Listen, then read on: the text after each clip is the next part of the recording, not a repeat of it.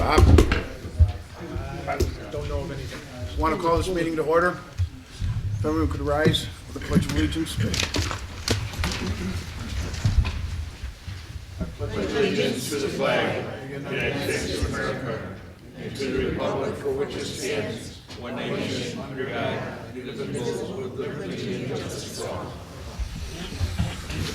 Madam Clerk, could you please call the roll? Trustee Costa? Trustee DeVivo? Present. Trustee Kay Janis? Present. Trustee Sabo? Present. Trustee Suisse? Present. Trustee Yukich? Present. Mayor Daley? Okay, are there any amendments to the agenda? Okay.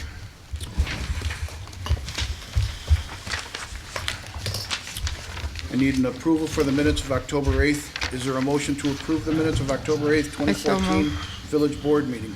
I so move. Is there a second? I second. Motion made by, you got it right? Okay. Wait, All in we favor? need A discussion, please. Oh, Wait, okay. George. Discussion. Okay, can I just ask, there's a correction to it? I don't know whether that's going to be added in, just to make sure. There's a correction on page 2, and that was passed out, so, just so that you know. Okay, I do have a correction.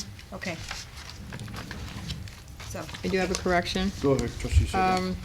On page 5, there's a sentence in the 1, 2, 3, 4, fifth paragraph right above recognition. It will be in number 3 concerning Marianne Bozen. The second sentence reads, Mrs. Bozen stated Homer Township Supervisor Pam Myers is aware of the damage that she asked if the Will County Sheriff Police could patrol the parking area around the Healing Garden late at night. Sentence can be taken either way. Who said the Will County Police could patrol?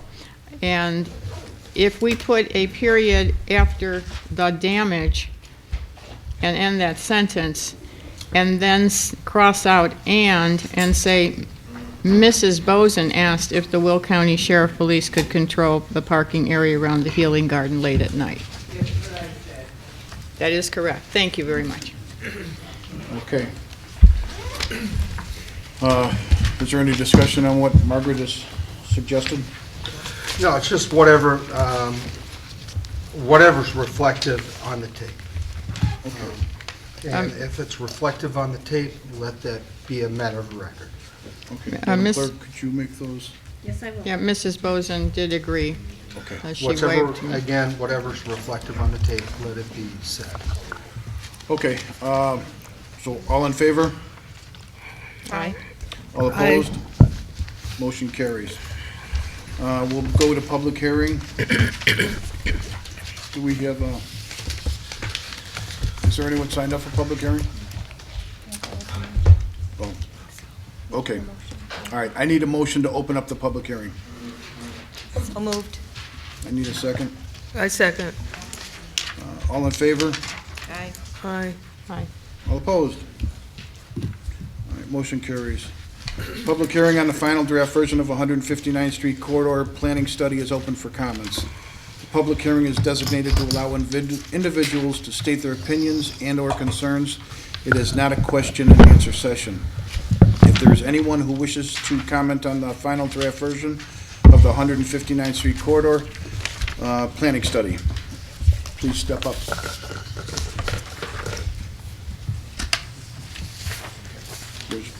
Yep, go ahead, Bob.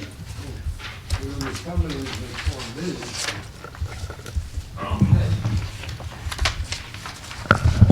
evening, everyone. And board members, I'm glad to see you here. And I hope you're ready for my oratory.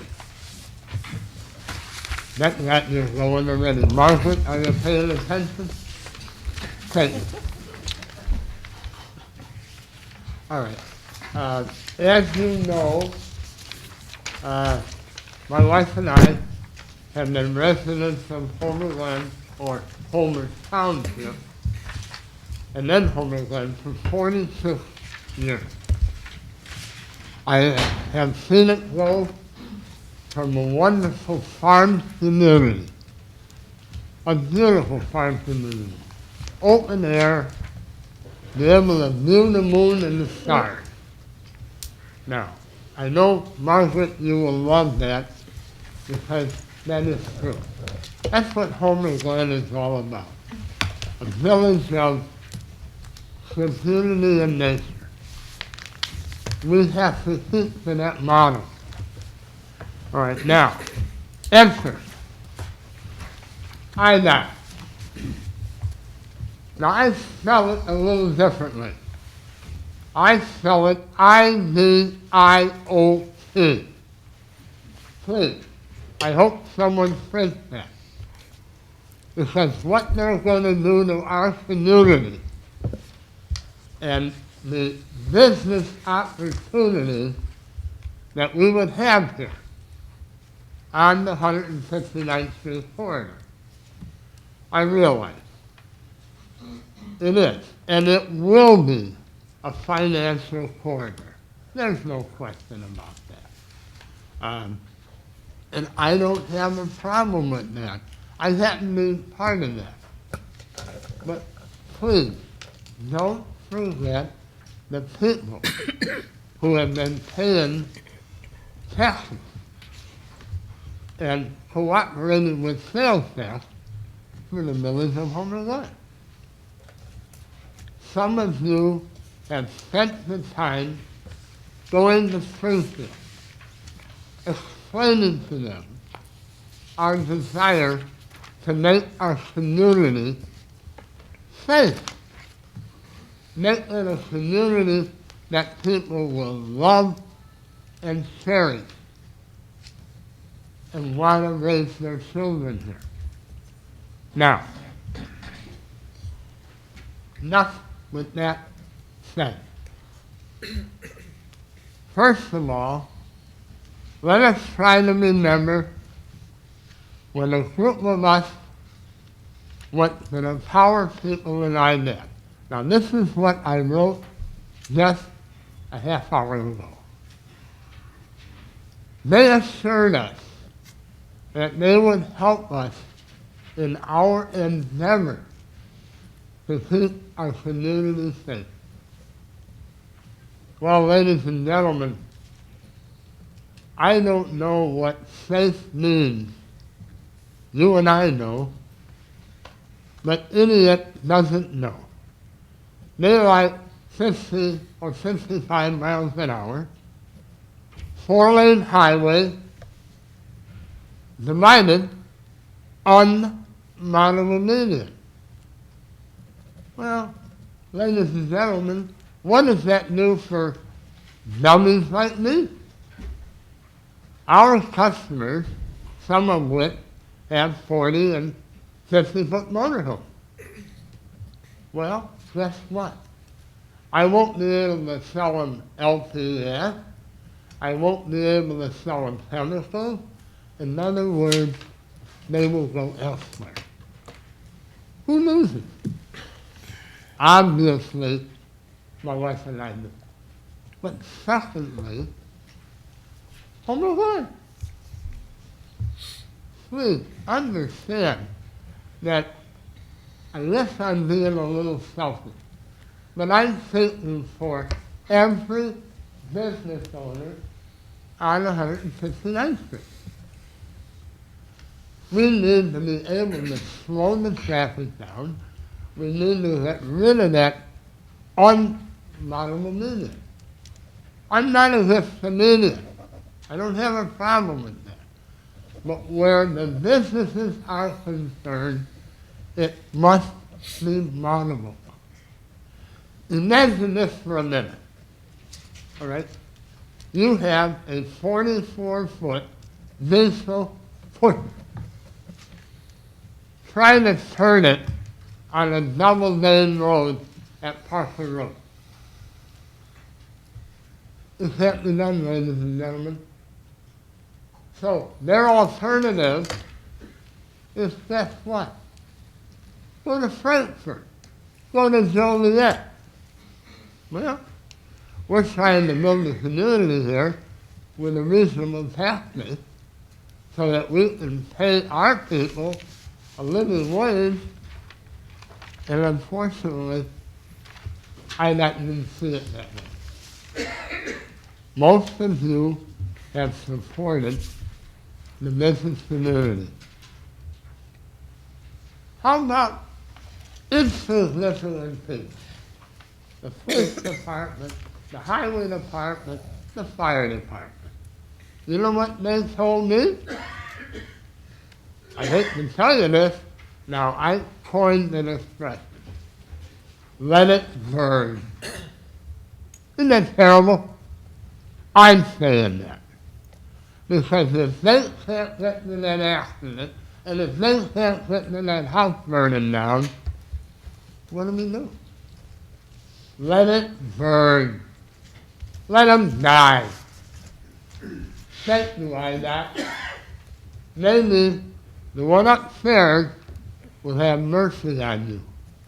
I will never do that. I will never allow them to do that. Now we come to the last thing I'm going to talk about, and I really appreciate letting me sound off. You have talked about putting a walking path and a bicycle path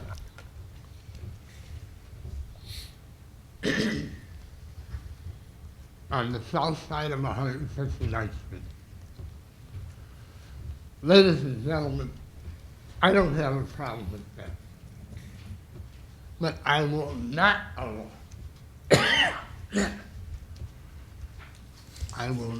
allow it to be put 10 or 15 feet from my front door.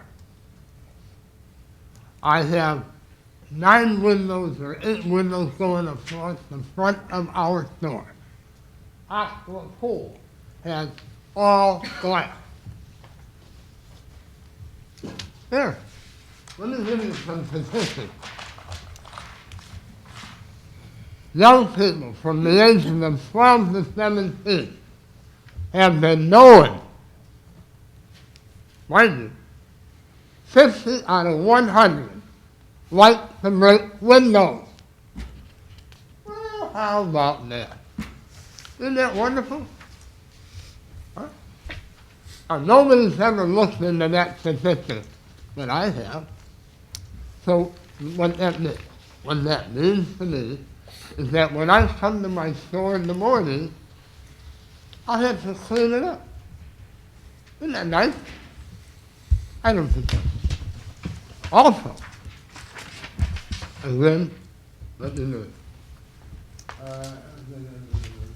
It would have been so easy to put the bike path and the walking path on the north side.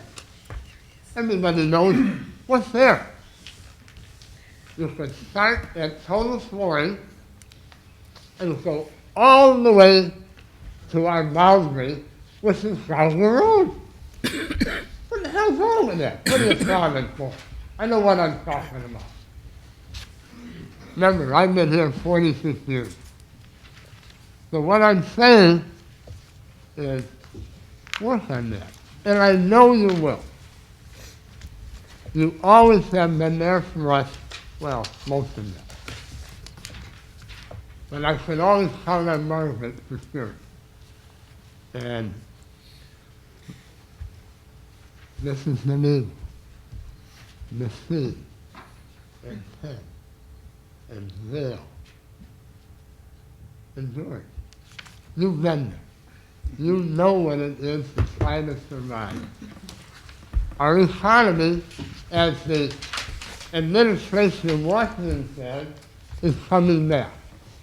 Well, I don't know about you guys, but I haven't found that to be true.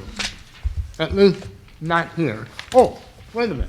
Unless you're on welfare, you can't miss a place to live, food, all your bills are paid, and you can run around in a brand new car.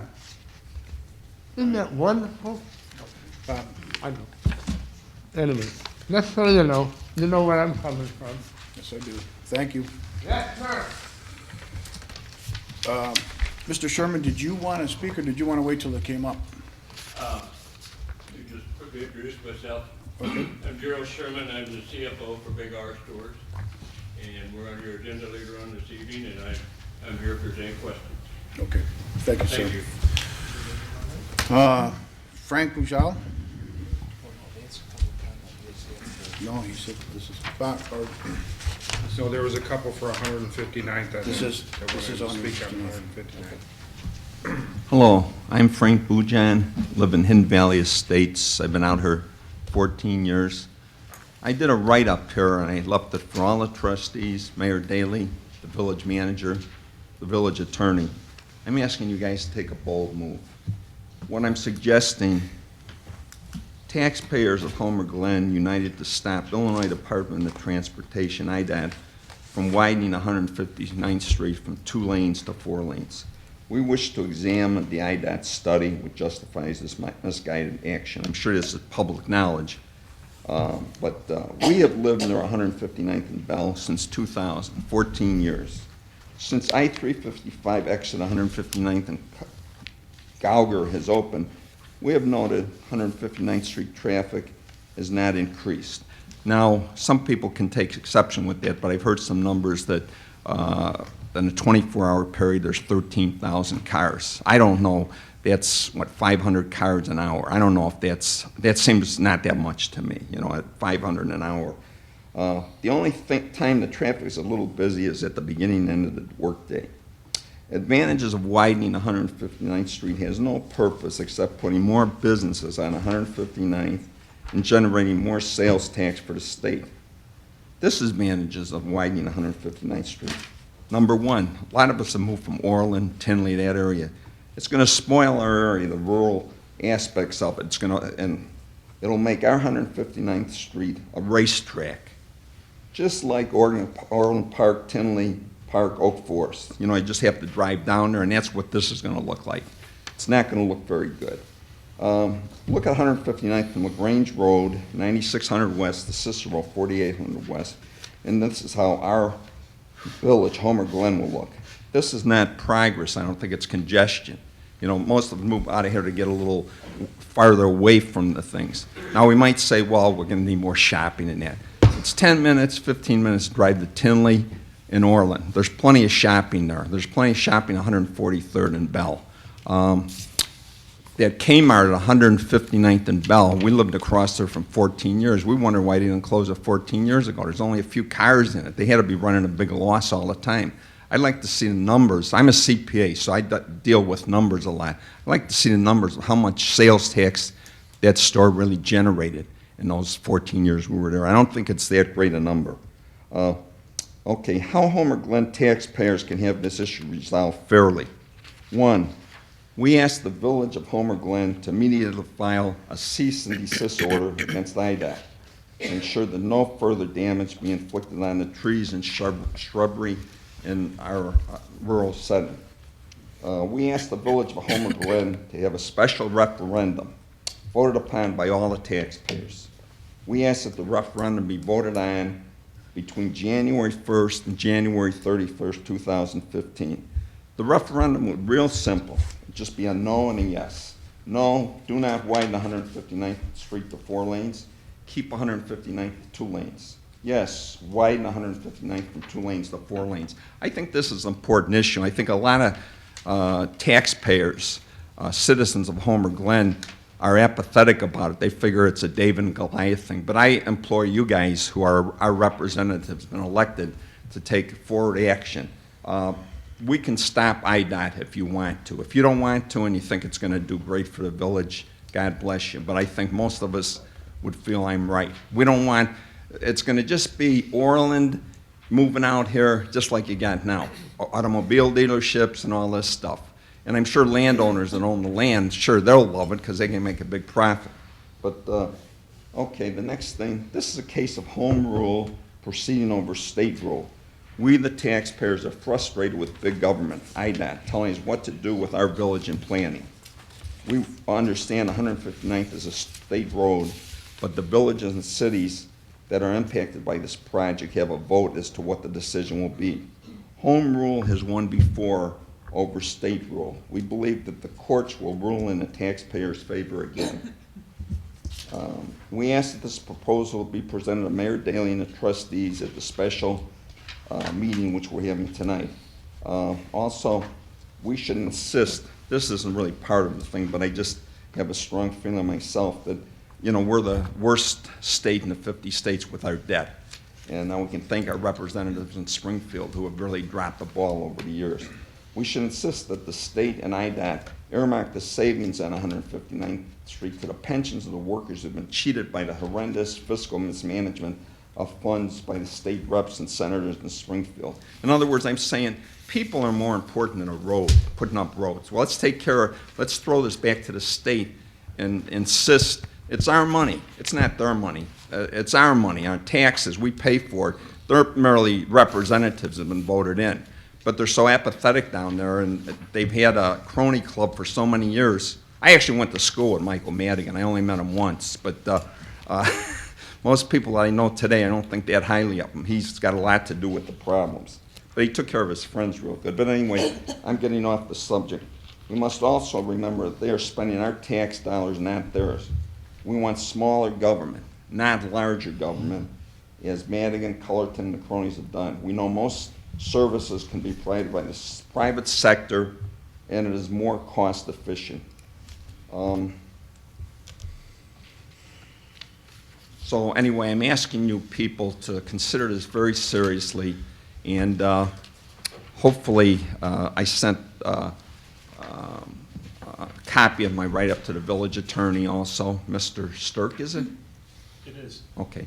And I made the copies yesterday, and actually Kathy was nice enough to let me make them on their copier in here because the library was closed, and I don't have a copier at home.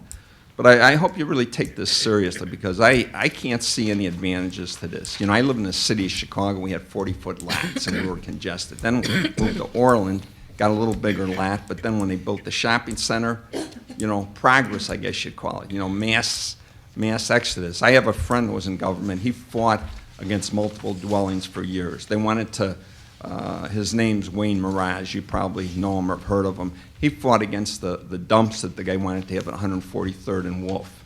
And I think this is a case of Goliath, the state, telling David, which is us, what to do. And I know for experience there have been different cases where home rule, but I think really this is an issue that should be voted on by all the taxpayers, not not just the mayor and the trustees.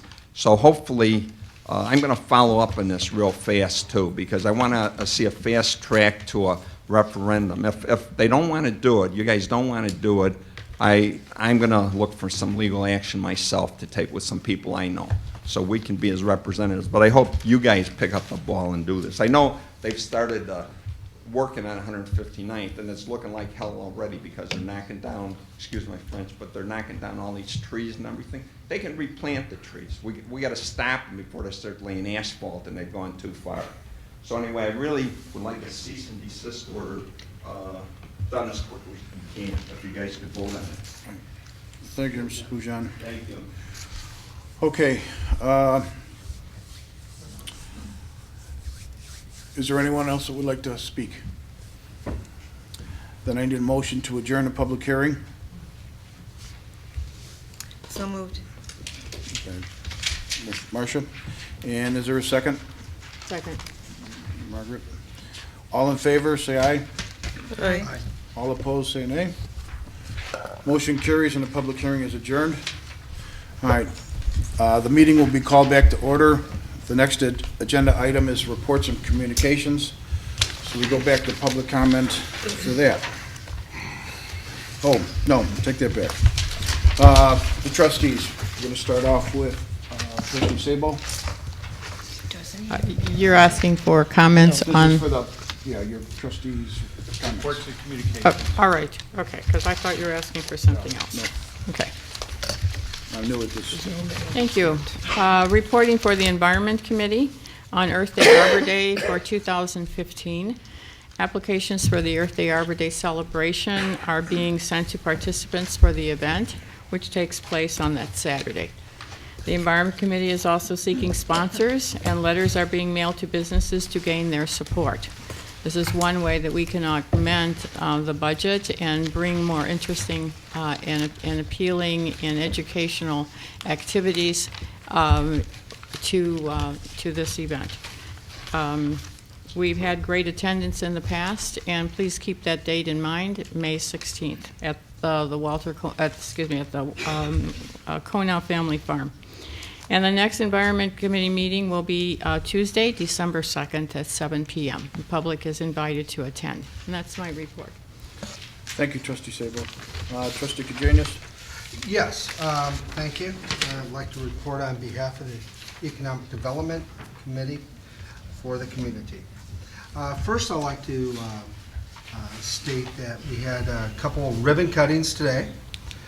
I'd like to welcome Stalmy Couture at 12634 159th Street in the Ruby Agave Restaurant Building. Welcome them, wish them the best of luck as well. Also, Homer's Cafe, new owners at 15756 Bell Road. Welcome to our community, wish you the best of luck. And it looks like they have a great product. Really enjoyed the hospitality. The owners are just part of Homer Glen, and so welcome them. Also, I'd like to state that a couple things.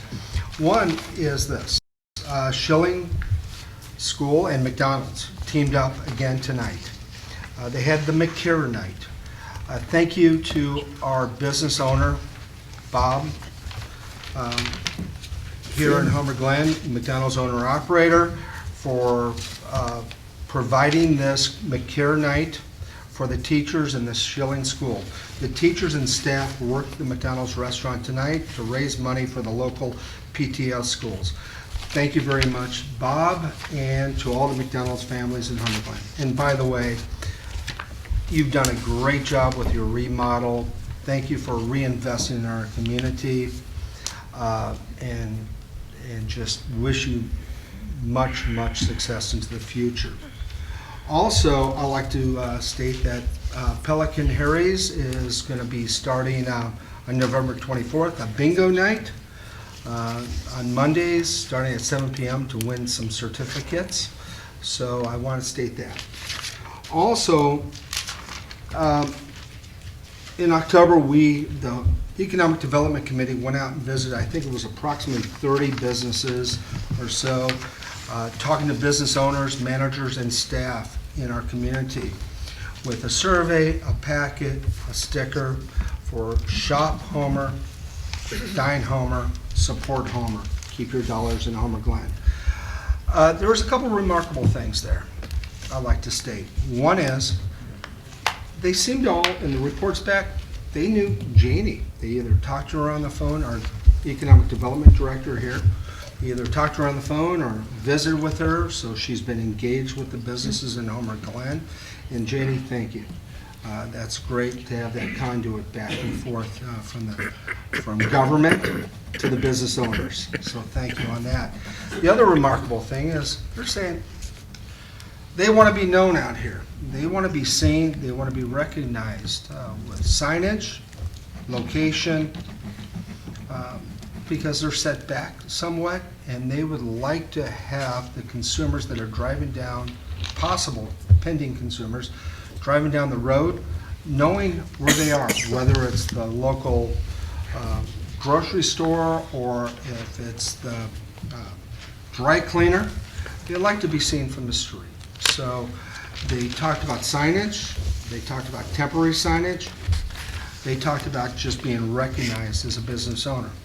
They also talked about, in some businesses I had visited as well, they talked about how their sales tax generating in our community, which is very significant, and their success is based on, our success is based on their success.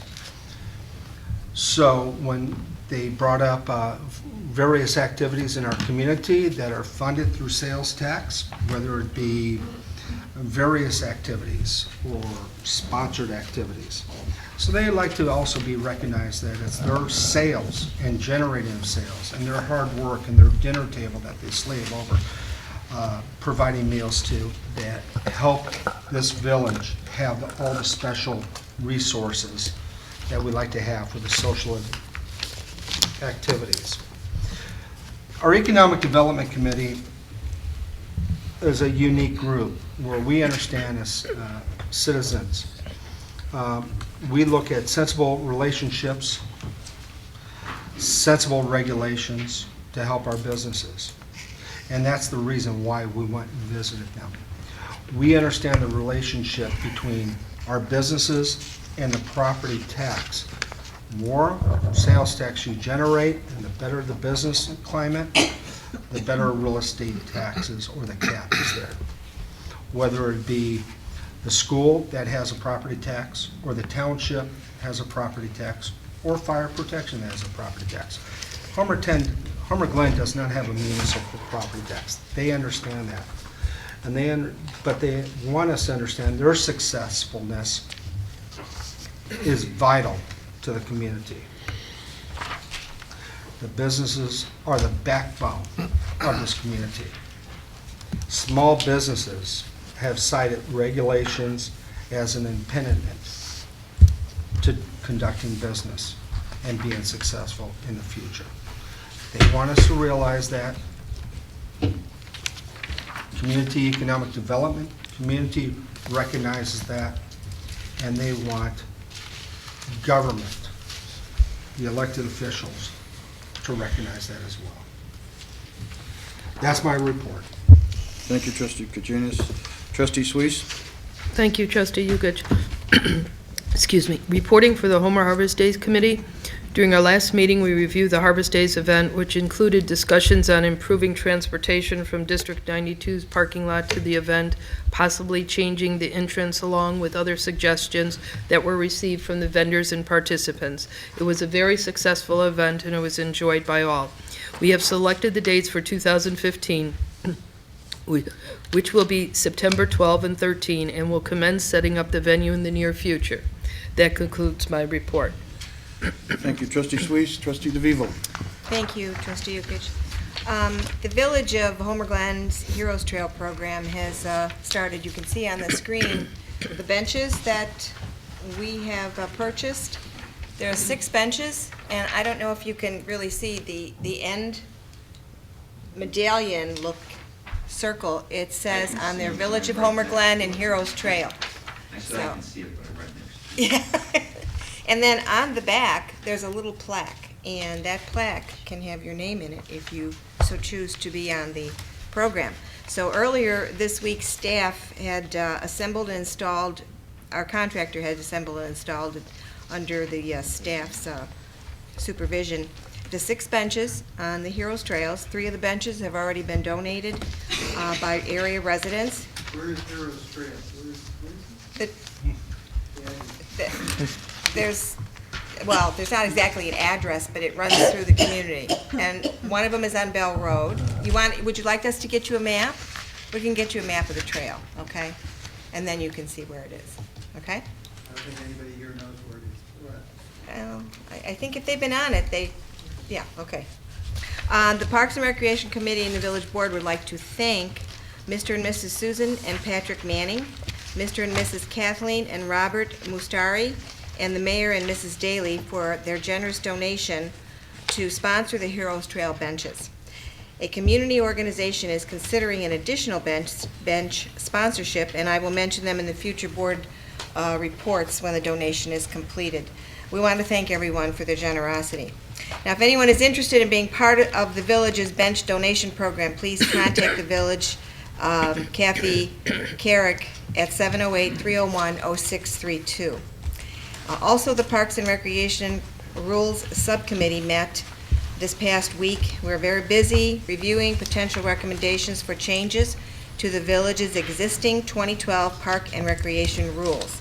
The subcommittee's first meeting was very productive, and I will continue to provide updates as the review moves forward. Thank you. Thank you, Trustee DeVivo. Is there any report from the village clerk? No report. Village attorney? No report. Public safety officials? Village manager? Thank you, Trustee Yukich. A couple quick items. The first one, a little bit about Big R. Want to put that slide up?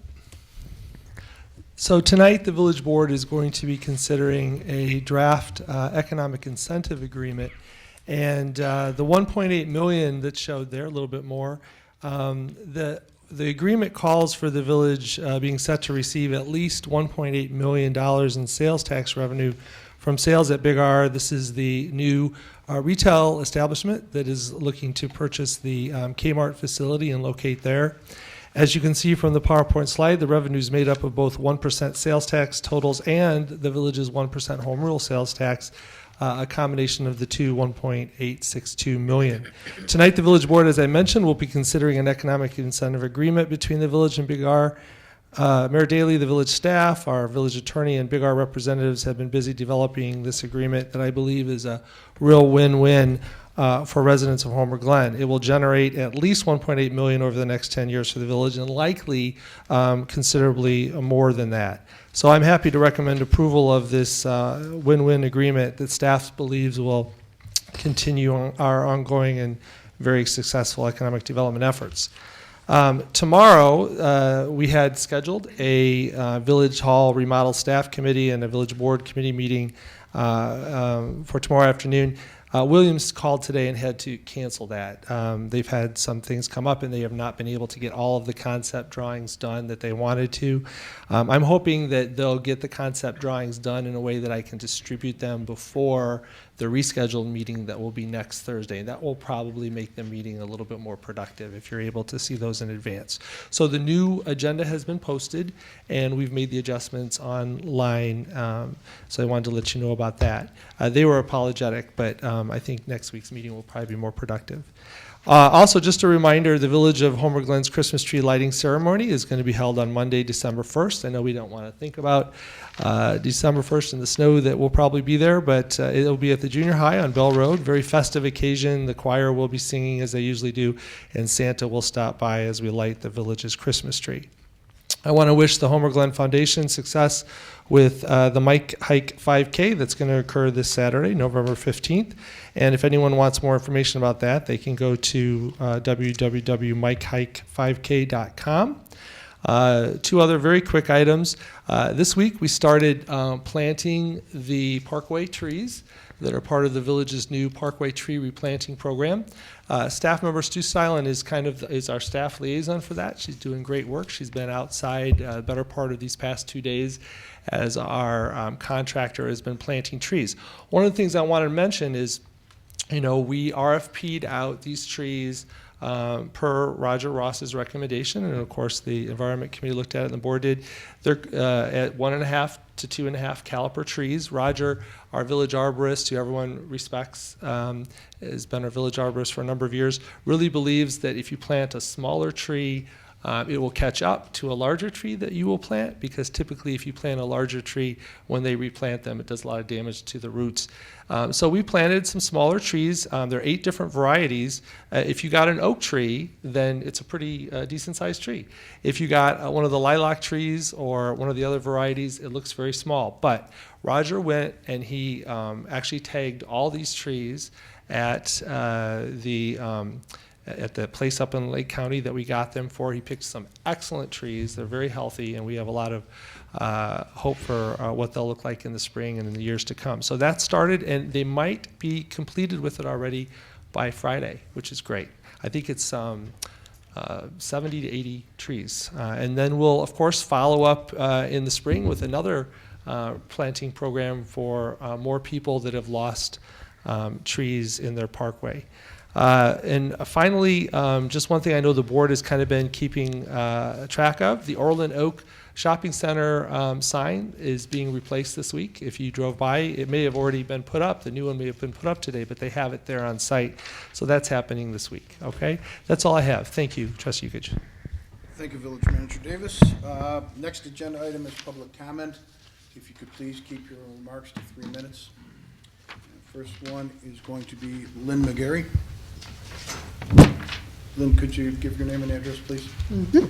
Lynn McGarry, 14104 Gara Vogue, Orland Park, Homer Glen. And I'm here on behalf of the Chamber of Commerce to invite you all, trustees and audience, to our annual holiday party and installation of trustees on Thursday, December 4th at Ruffled Feathers. It's always a really nice evening. Please consider joining us. Thank you. Thank you, Lynn. Second speaker will be Steve Brown. Steve, could you please give us your name and your address? My name is Steve Brown, and I'm very happy to be here because it wasn't that long ago since I had my stroke, and it was the diligence of some really good doctors that I'm back. Anyway, so I'm being what I want to comment, which is very controversial. I don't understand something about the danger of why does Homer Glen allow hunting in Homer Glen? Because I know right now this is very controversial. I think I hear gunshots fires. I hear gunshots all the time. I'm sure some of you hear. On the weekends, it's like a free-for-all. Now, I think that the gunshots has to go back. How can we have hunting during the development of this 159th Street corridor? Because I've now realized how dangerous it is to have hunters walking around and driving the deer into the 159th corridor, which would be a disaster for people hitting deer. I think that I'm looking at the potential. We have to stop hunting, and I think that there should be a referendum. I'm asking that we vote, the Homer Glen citizens should vote on whether hunting should be allowed, because we moved out here for the nature, but why is there hunting going on? Because I don't think, and I'm wondering why, I don't think Naperville allows hunting. You can't go to Naperville with a gun, and I'm certainly sure that you can't walk around Orland Park with any weapons. Why is it allowed that there's hunting in Homer Glen? This is really a detriment.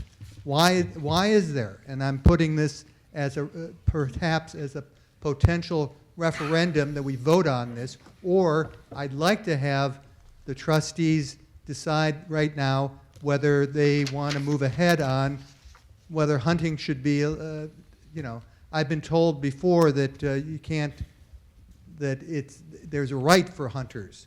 Well, there may be a right for hunters, but we as citizens shouldn't be paying high real estate taxes and allowing for the, my house values are going down because people are freely going ahead and wiping out animals. I certainly realize that, could you imagine a time when geese are flying over and they're shooting geese, and where are those pellets going? They're falling on the new people moving into, not only, I think I have an issue that there's a danger of people hunting around where all these businesses are developing. I think that that the businesses don't realize that people will be able to go after the deer or whatever they're going for. There should not be any weapons walking around Homer Glen. And I think that there's a lot of, there should be a vote or whatever. Okay, I'm hoping that there's some judgment that basically you don't find people hunting in Orland Park or Naperville or not even Lamont. I don't think you can hunt in Lamont. I hate to even find out whether you can hunt in, but freely, that you can freely hunt in Homer Glen. This is ridiculous. I don't think anybody moved out here to see the shotguns firing on the weekends as I don't know, how many people here can actually say they hear gunfire on the weekends? Can I see a show of hands? Okay. Yeah, what do you think? Would you be in Naperville and hear the same amount of gunfire? Steve, Okay, Steve. okay, thank you. Okay, we will I'm look- done. We'll look into it, and someone will get a hold of you. Okay, thank you. You're welcome. Be good. Next item on the agenda is the legislation and action items. First one is a motion for consideration. Is there a motion to approve the attached proclamation in support of National Drunk and Drug Driving Prevention Month for December of 2014? So moved. I need a second. I second. Madam Clerk, please call the roll. Any discussion? Madam Clerk, please call the call. Trustee DeVivo? Aye. Trustee Kajanus? Aye. Trustee Sabo? Aye. Trustee Suisse? Aye. Trustee Yukic? Aye. Okay. All right. Second, is there a motion to approve ordinance number 14-066, an ordinance removing section 19.2.1C of ordinance number 07049, an ordinance adopting building codes and technical amendments to the Village of Homer Glen, eliminating the established extraordinary model home permit fee? So moved. Is there a second? Second. Any discussion? Madam Clerk, could you please call the roll? Trustee Kajanus? Aye. Trustee Sabo? Aye. Trustee Suisse? Aye. Trustee Yukic? Aye, motion carries. Trustee DeVivo? Whoops, sorry. Told you, I'm new at this. At the end. You gotta work with me tonight. Yeah, quick it up. Okay. Is there a motion to approve ordinance number 14067, an ordinance authorizing the issuance of a special use permit, a plan development for the property commonly known as 12050 West 179th Street in Mokina, Illinois, offer, conditioned upon the items below as recommended by the Village's Planning Commission. 1, approval of final engineering plans by village staff. 2, wedding ceremonies are permitted on the subject property during the months of May through October. 3, wedding ceremonies held on the subject property can begin at 10 a.m. and must terminate by the hour of 6 p.m. 4, 2 new temporary advertising signs no larger than 2 by 5 advertising the approved use can be displayed during the months of May through October. 5, a clear top tent not to exceed 30 by 60 in size shall not be installed before May 1st of each year and shall be removed on or before November 1st of each year. 6, no alcohol or food permitted on the subject property as a part of the allowed use. 7, ADA compliant restroom facilities will be provided for each event as determined by the building department. I so move. That was trustee Sabo. Is there a second? I second. And second is Suisse. Madam, is there any discussion? Trustee Yukich, I just would point out, just so I think it's good that you're, David and Melanie Loffer are in the audience right over here. I don't know, there you go, in case you don't know them, so we appreciate him being here. And also, the engineering has already been approved by staff. That is one of the conditions, and it has been approved. Okay. Is that A, the final engineering? Right. Okay. Okay. Is there any discussion? And I'll start with the trustees. Whoever wants to- Yes. I have questions on, according to the motion and according to the attachment C, where they would like something that's slightly different, where they would like to extend the hours till dusk, and there's certain restrictions on this motion. And I was curious as to why these restrictions are put on the special use as to no food, no alcohol, when it was on attachment C, they wanted things that were different, and it was not addressed. So I was curious as to the difference, the big difference. Sure, these were conditions that came up at the Plan Commission and were agreed to by the petitioner and worked through with the Plan Commissioners as issues were presented by discussions through the Plan Commission with regards to concerns about noise and crowd and things like that. So it was, as a result of the workshopping and discussions with the Plan Commission. So the petitioner was in agreement with the conditions? Correct. So there was conversation, Correct. and that's why it's brought forward? Yes. But I understand that was there was a long duration. The Plan Commission meeting was back in March, so things may have transpired a little bit from there till 6 months later, till now. But the recommendation from the Plan Commission doesn't change. So that was done back, that Right. stayed the same. Right. Okay. Right. The only thing that you would see changed is that occasionally, as the board knows, staff maybe would offer up a suggestion for an additional restriction, or maybe we would disagree with the Plan Commission, so we would just raise that point and say, we would suggest this or suggest that. We've done that in the past. But in this instance, we're just deferring to the Plan Commission. I know that they had a discussion on this 2 or 3 meetings. It was only one. Only It was one. just a longer meeting. They were the only case on the agenda, and it was, they came before Kono, so it was a pretty new use, different type of use. So it was probably about an hour or 2 we spent discussing this, so spent a nice amount of time on it. Well, excuse me for 1 second. Mr. and Mrs. Lawfer, would you come up to the podium so this way if anyone has any questions, you can answer them? Thank you. Trustee Suisse, do you have any more questions? No, not at the moment. Okay. Anyone else have any questions? I have a comment. Mr. Sabo? I do.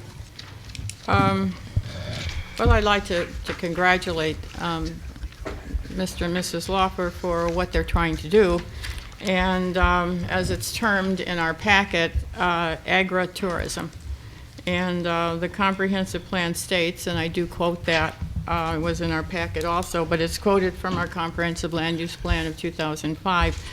The village should promote and encourage the retention of these agricultural uses for the foreseeable future, in the interest of retaining the area's countryside character and heritage.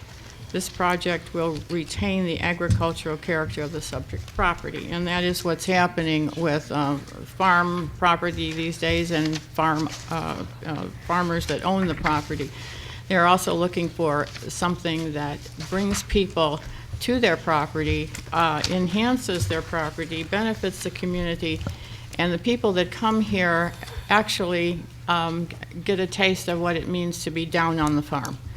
And so Mr. and Mrs. Lawfer had originally, and I wanted to say too that they are the 6th generation to live on this farm, so they're one of the oldest farms here in Homer Township, Homer Glen, 1865. So that's quite a feat. And they want to do, they are in their attachment C, it said that they wanted to do wedding ceremonies and special events. And I'm encouraging wedding ceremonies and special events. I think that is very, very important. Related events to what they want to do. And if they'd like to elaborate on that a little bit, that would be very good. So we know what wedding ceremonies are. Your special event ideas, would you please tell us? Certainly. Thank you, trustees, and we really appreciate the Plan Commission giving us permission to hold the wedding ceremonies. We're very excited to begin. When we originally petitioned the Plan Commission, we did request to be able to hold other ceremonies besides, or other events besides just wedding ceremonies, such as anniversaries or showers. But that really didn't work out with the planning with the Plan Commission because they didn't feel that we should be allowed to have food, catered food at our events. So that would prohibit us from having any other events besides a wedding ceremony. Okay, then I'd like to, go ahead. Can I go ask another, can I continue? Yes. Okay. So the other thing that they would like at these kind of events is food service, which they had proposed to be catered. They would not be responsible. A professional would do that. And I am encouraging that also. And in the special use zoning, in the special use, the times in the zoning ordinance say that you could have special use from 9 until 10 p.m. Now, they're not asking for that. In the recommendation, it was until 6, but I'm thinking that they probably would like to go beyond, and because in their, in attachment C, they said that they would like to have the activities until dusk. Nobody would remain, no guests would be allowed on the property after dusk.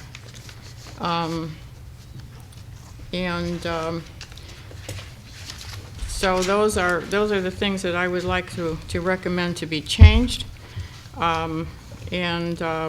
So that the wedding ceremonies are, let me go to the thing. So that approval of fine and engineering, that's already been done.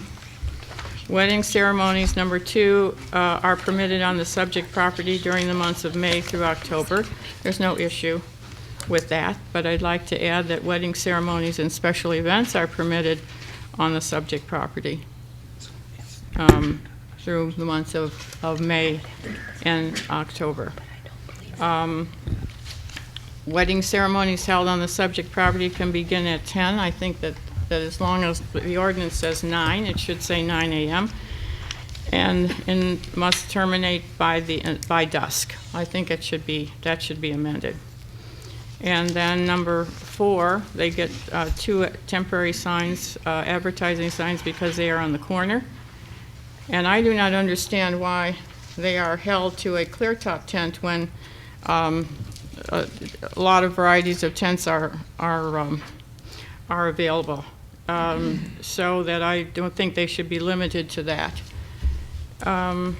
So it could just say a tent not to exceed 30 by 60 in size. Shall not be installed before May 1 of each year and shall be removed on or before November 1 of each year. But it just seems with outdoor activities that you might need more than one tent. Am I thinking in that direction because there's inclement weather and so forth? So what did you have in mind? Well, certainly. I think that how the clear top tent came about was that I didn't ask for that in my written request, but when we were discussing it, I think that night I said, I was considering a clear top tent in a wooded portion of the farm so that we could see the tree through the clear top.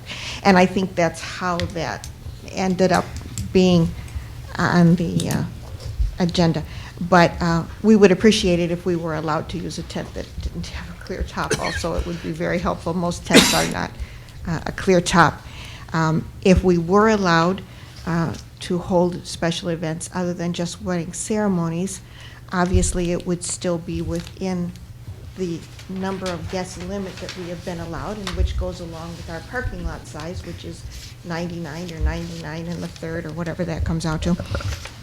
So the events would still be within that size, and they would still be within the time limits. And the only thing different that would be required is that I may need to use a few smaller tents, say like a 8-foot square tent or something for beverages or something like that. But all tents would still be below, obviously, the 30 by 60. I have a comment. Go ahead, Trustee Suisse. Thank you. I would like to modify the conditions that were recommended by the Plan Commission because I think these residents need to be treated fairly, as we have done with other planned unit developments with agritourism. Therefore, I would move to amend this motion, granting a special use permit by modifying the following conditions to read. 2, wedding ceremonies and special events are permitted on the subject property during the months of May through October without limit to the number of events. 3, ceremonies and events held on the subject property can begin at 9 and terminate by dusk. 5, one tent not to exceed 30 by 60 in size shall not be installed before May 1 of of each year and shall be removed on or before November 1st of each year. Additional tents may be required. 6, food and beverages shall be permitted on the subject property as part of the allowed use. Any alcohol or any use of alcohol must comply with our liquor control ordinance. Number 8, music may be played during all these events. I think the board has made changes, had modifications, and added conditions. These are not huge. These are amended changes, and I would like a vote on the motion. And I can pass that out if we need to look at that. Unfortunately, you've already got a motion and a second pending, so you're gonna have to withdraw the motion and withdraw the second, and then make a motion to adopt the ordinance with the changes that you just proposed. Okay. Now- Let's finish discussion first. Okay. But that would have to, you would have to rescind your motion, so trustee Sabo would have to He's gotta rescind the motion. rescind it, and then trustee Suisse has to. Okay, I withdraw my motion.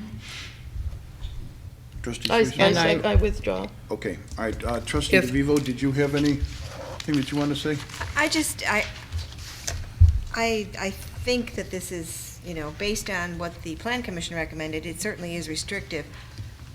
But the other thing is there were people that lived around there that did come to these Plan Commission meetings and made comments. And I think that's probably somewhat why the Plan Commission drafted it in this way. So I really feel a little uncomfortable just ignoring people that came before the Plan Commission. So, I'd like to make the motion that, There was a comment that was still going on. okay, then I'd like to address her comment, and that is there I was, don't know that she was done with it. Oh. I'll get to you right afterwards. well, maybe we're not ready to actually vote on this. If I thought, like I said, I think that this is very restrictive, but I also realize that it is in a residential area, even though it's, quite open around there. So if people have come forward and complained that they don't want parties there every weekend, especially large parties of 100 to 500 people, this is why they came before the Plan Commission. And I'm a little, like I said, uncomfortable letting them kind of have carte blanche with this. And Okay. we've made, those changes are pretty significant. So, I don't know. I'm done. I have a question I'd like to ask first. What is your minimum, what is your maximum for guests? Yes, the maximum is 99, our parking lot Okay, only. so you never have more than 99 people? Okay. 99 people or 99 cars? People. Okay. Okay. The reason I ask is I agree, this is extremely restrictive, especially if with everything else that has come before us for outdoor venues. I agree 100% with trustee Sabo that the hours in our ordinance do say 9 to dusk. And that's, I would have no problem with that. The temporary signs, I have no problem with that. And if everything worked out for you after May and October, then I would like to address even leaving the signs up for you, so people become familiar with your property. I'm glad that you explained the clear top 10, because I thought that was crazy. And like trustee Sabo said, if you're gonna even for, let's just figure 100 people, to have 130 by 6, they'd be on top of each other, so I think you should have that chance to be able to put up something besides that. Alcohol would be your, if you wanted alcohol, you would have to come before the board for a license on that. You would have to be paying for that. But as for food, if you're having it catered in, it's no different than a block party. So I wouldn't have an issue there. The ADA compliant, obviously, you would have to have that. And as for the music, the way I'm understanding it here, I'm looking at wedding ceremonies and basically anniversaries. I don't think you're gonna have hard rock being played loud. And if it's during the daytime, I myself don't see an issue with that either. So, trustee Sabo, you had something else you wanted to say? well, I would like to say there was just one person that came and said something about the noise, although she liked the cow, hearing the cow. There were more people around her neighborhood, which is across the street, and that would be Orland Park or Orland Township.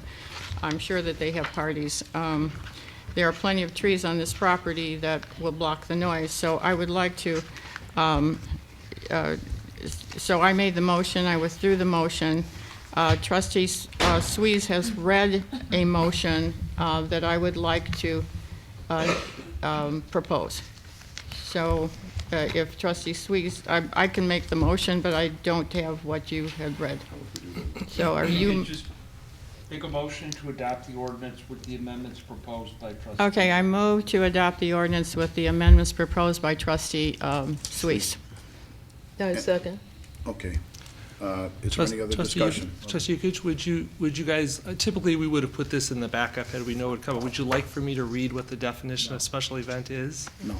Because it's pretty broad. I don't know that you understand what the. We understand. Well, it involves fireworks, amusement parks, I would like it. I just want, if you want me to read it so that you fully know what it is. Well- It's the definition that we would go by if they were coming before us. That Well- would be the same thing that you would have for Kono Farm or you would have for Bankston's Farm. Konos was kind of specifically defined in their PUD, right? All the different things that they could do there was specifically defined. So Well, that this was is kind of pretty much separate. defined too, of it's gonna be. I just wanted to events. let you know what it meant, the word, because that's how we'll define it, and it's got a whole bunch of parades and rallies, and it just has a bunch of stuff in the definition. So you know. Yeah. I just Okay. wanted to let you know, so you're No, fully I informed. think that we have enough before us right now that we don't need to waste everyone's time on that. So, Madam Clerk, could you please call the roll? Trustee Sabo? Yes. Trustee Suisse? Aye. Trustee Yukich? Aye. Trustee DeVivo? No. Trustee Kajanis? No. Motion carries. You have to have four votes, you have to have four yes votes, yes ordinance.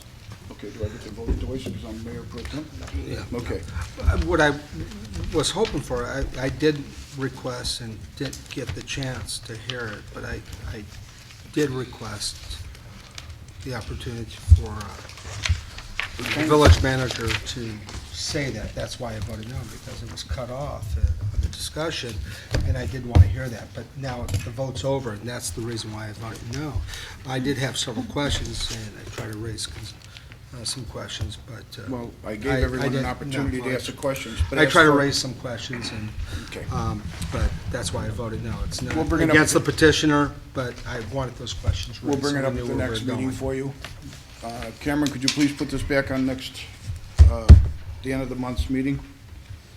I'm sorry you gotta come back, but You know, I believe that they have outlined what their special events would be. I know that's a broad category, but I believe with the PUD that was a special use for the PUD that came before us in August of this year, that was outlined the kind of events that would take place, and that's what they are doing here at this time. Do you want them to Trustee- outline? You know, I think, Trustee Yukich, I would just suggest maybe staff could sit down with them and maybe develop a list of what they're looking to do. I doubt, when I look at the definition, I doubt that they would do half the things on here. So we can sit down with them and come together with a list of what they'd like to do and then incorporate that into the motion. And that That might would make be good. everybody more comfortable. That would be. And that's Much what I was better. after, why Yes. I want to hear Cameron. So that's what, we'll do that before your next meeting. I thought that they did pretty much answer it too. They said special events, weddings, showers, there was, they're not looking, for 99 people, you're not looking to go get a big band and fireworks and everything, but if that's okay with you, would you sit down with staff and give them a list? Thank you. of We what appreciate you're the looking for? opportunity. The reason why I want the village manager to speak is because I didn't want things in there that were so highly restrictive on them that really, maybe we could put in that motion as well. Okay. So we didn't Let's move on have to the that next. opportunity. Let's move on to the next one, please. Number 4, consider, Going to come back Oops, next let me week, read it off. next time for the listing of special events. Okay. We can have it. is there a motion to approve the economic incentive agreement document for Central Big R Stores Incorporated with a performance-based incentive structured for the village to retain the 2012 base year 1% sales tax revenue generated by the former Kmart in the amount of $66,000 each year of the incentive agreement, and rebate 70% of the 1% sales tax revenue increment above the 2012 base year generated by Big R, with a maximum term of 10 years and a total incentive cap of $322,000, whichever comes first, as approved by the village board meeting on October 22nd, 2014. So moved. Trustee Kajanius, is there a second? Second. Second is trustee DeVivo. Is there any discussion? Madam Clerk, please call the roll. Trustee Suisse? Aye. Trustee Yukich? Aye. Trustee DeVivo? Aye. Trustee Kajanis? Aye. Trustee Sabo? Aye. Motion carries. J, workshop items. Village Attorney Mark Stirk provided a memorandum on political signage for the board's review. I'll ask Mr. Stirk to summarize the memorandum for the public's benefit, and the village board continue to discuss the issue. Thank you.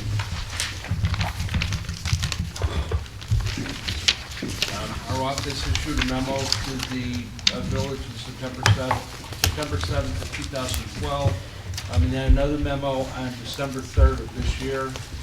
And the issue that surfaced in discussion amongst the trustees is the ability of the village to regulate the placement of signs on public property.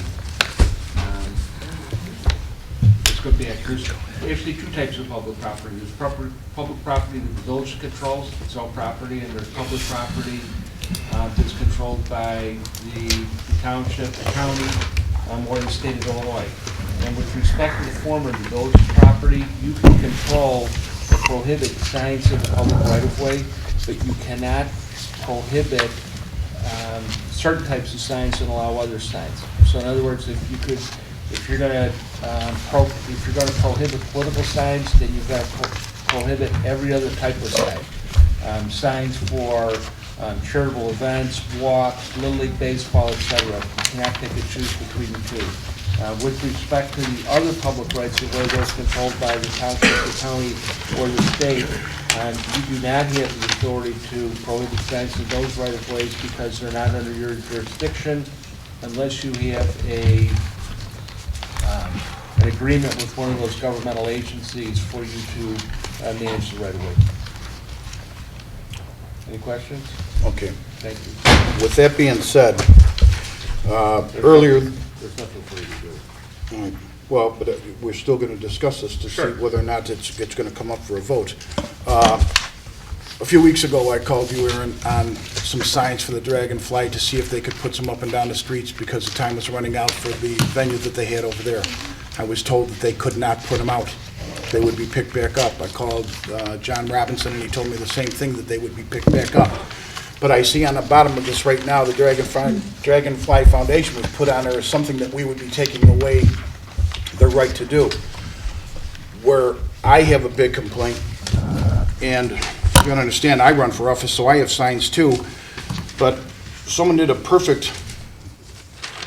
thing in the Southtown the other day. And it says, wouldn't it be great if the people that poked all those political signs in the ground were as enthusiastic about removing the litter? And it shows a picture of about 45 signs in one small stretch. Every time we have an election here, this is what they do. It's sign after sign after sign after sign. They're on top of each other. Everyone's trying to shove them in front of the other ones. People are constantly moving them. It is in the road right away, which first of all is dangerous. You don't need any obstruction with the cars. As for public, for what they do right now, the village tells all the businesses they can't put any signs up that are out in public area, but it's okay for the politicians to do it. I don't think that's right. If the businesses can't do it, politicians shouldn't be able to either. So what it comes down to is the best way to promote anything is on private property. That speaks volumes. Just sticking a sign in the ground somewhere doesn't do anything. You go to the store owners and you ask them if it's all right to put it on their property. That's their property. They can give you the right. Now you can put it in there, but they have them stuck everywhere. And if you even drive around right now, the election was over a week ago Tuesday. They're still all over. Not as bad as it was 2 days after, but the signs are still over. It looks horrible. It looks sloppy. We don't need the signs there. For all the businesses that want it, I think it's perfect for the businesses to put something out there. But the problem is, as soon as you let someone start putting out a couple signs, everyone puts out signs. And then, like I said, you have this picture. Here, this way at least people can see what we put out there. What I don't understand is it hurts the politicians, because if they don't have any friends or anyone who wants to vote for them, they don't get signs. So all we're trying to do, and I tried doing this 2.5 years ago before I ran for trustee for the second time. So I didn't do it to stop anyone else. If anything, it was stopping me. But what's right is right. If you're not going to allow businesses to put out the signs, what gives us a right? We're definitely no better than anyone here. So I wanted this, I'm the one that asked for this to go on to the, Right, well, the fact of the matter is that you cannot distinguish between political and non-political signs. okay. So if you're prohibiting non-political signs, you must prohibit the political signs as well. And that's what I am proposing. Well, what I would also like to You have to state, get the floor. okay, are we in, I'd like to have the floor then. Thank you. Yeah, you can go ahead and talk. Thank you. Freedom of speech is something that, is under the First Amendment. We have to understand this. Sometimes it may seem inconvenient, but at the end, when we don't have it or when it gets dwindled away, we start thinking about how it came about so quickly. Well, it's an erosion, and that's usually what takes place. It's a slow erosion of the freedoms that we have. There's a reason why our First Amendment right is front and center in our Constitution. And the suppression of any rights under the Constitution would be downright pitiful as us as a people, whether it be in Homer Glen or a nation. The government body of Homer Glen should not attempt to absolve itself nor dismiss the principles of these freedoms of speech, as inconvenient as we may wish them to be. So I don't believe we should be committed to go down an avenue of starting to suppress these rights or segregate ourselves from any part of the Constitution. I do agree that it is, one thing you did say was businesses can't put up signs, but yet will draw their money from the well to put up signs and pay for signs to put them up at street corners, at intersections for our political purpose in the village or our little haven of what we believe in, whether it be the harvest days or whatever the case may be, or the, but we'll do that. We'll draw from the well, and that's called money, to make these signs and put them up on the street corners. That's okay. So when we start restricting the content of a sign, whether we agree or disagree, when we start restricting the content of a sign, then the erosion's taking place. And the erosion could be, I cannot put my business sign up now. Okay? So, over the years, some local governments have tried to deal with this. The Supreme Court has spoken on this. Typical local regulations will be challenged and have been challenged. Whether they're defensible or not is another story. It's whether or not you're causing an action to try to defend yourself is expensive in itself. We've all had lawyers. We know. No offense, Mr. Sturck, but it becomes expensive. So why cause an action that we know will be challenged? So when you bring up businesses, and then you bring up politics, then you bring up content, and then you bring up freedom of speech, and that's paramount. So, I believe any ordinance that we may place on ourselves or our public in any content driven will be challenged, we will lose, and then we'll have to collect our thoughts once again to see how we rewrite something. So let's not stake this into the ground unless we know what the intentions really are long-term before freedom of speech becomes eroded. Are you all done? Yes, thank Okay. you. It goes back to what I had said before. Ordinance says that nothing is allowed out there. Doesn't say business is the only thing that can't go out there and political signs can. The state law says that no sign, absolutely no sign should be in the public right-of-way or on the road right-of-way, because it's a distraction. So all you're doing there is you're following what the state says you can and cannot do. So there are 25,000 people in this village. There's a lot of houses, there's a lot of businesses. That's private property. You want to sign up, you go ask permission from somebody who owns the property, and if they're willing to put the sign up, they can put the sign up. The whole idea is, why are we going to load up the streets, have all the garbage all over everything? It's just something that doesn't need to be done. This should have been done a long time ago. The ordinance was written way before I got in office, saying that there's no signs. And the ordinance is pretty specific. So I don't see why, again, a government body should be able to be better than anybody else. It's real simple. If the law is good for one, the law is good for everybody. So what I would like to do is, I know we are minus one trustee tonight and the mayor, but I would like to see if we could put this on the agenda, and Commissioner DeVivo has something he'd like to say.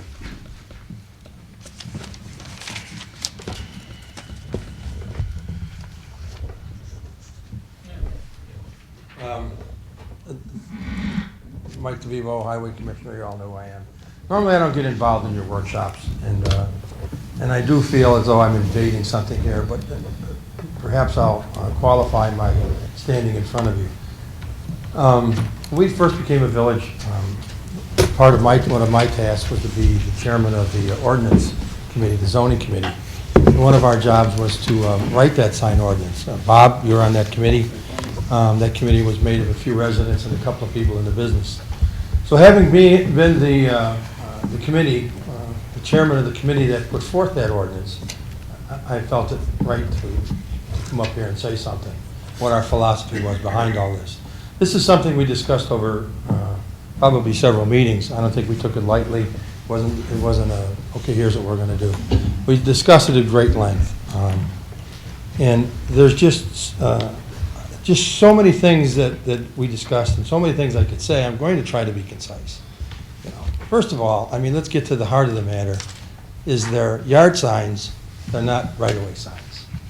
Second of all, a sign with a candidate on it, and I refer to the word candidate than politician, because not everybody who puts a sign up ends up being a political elected official. But a candidate sign says nothing more than they're running, and it says absolutely nothing more. If it's in somebody's yard, it says they're running and they have some support.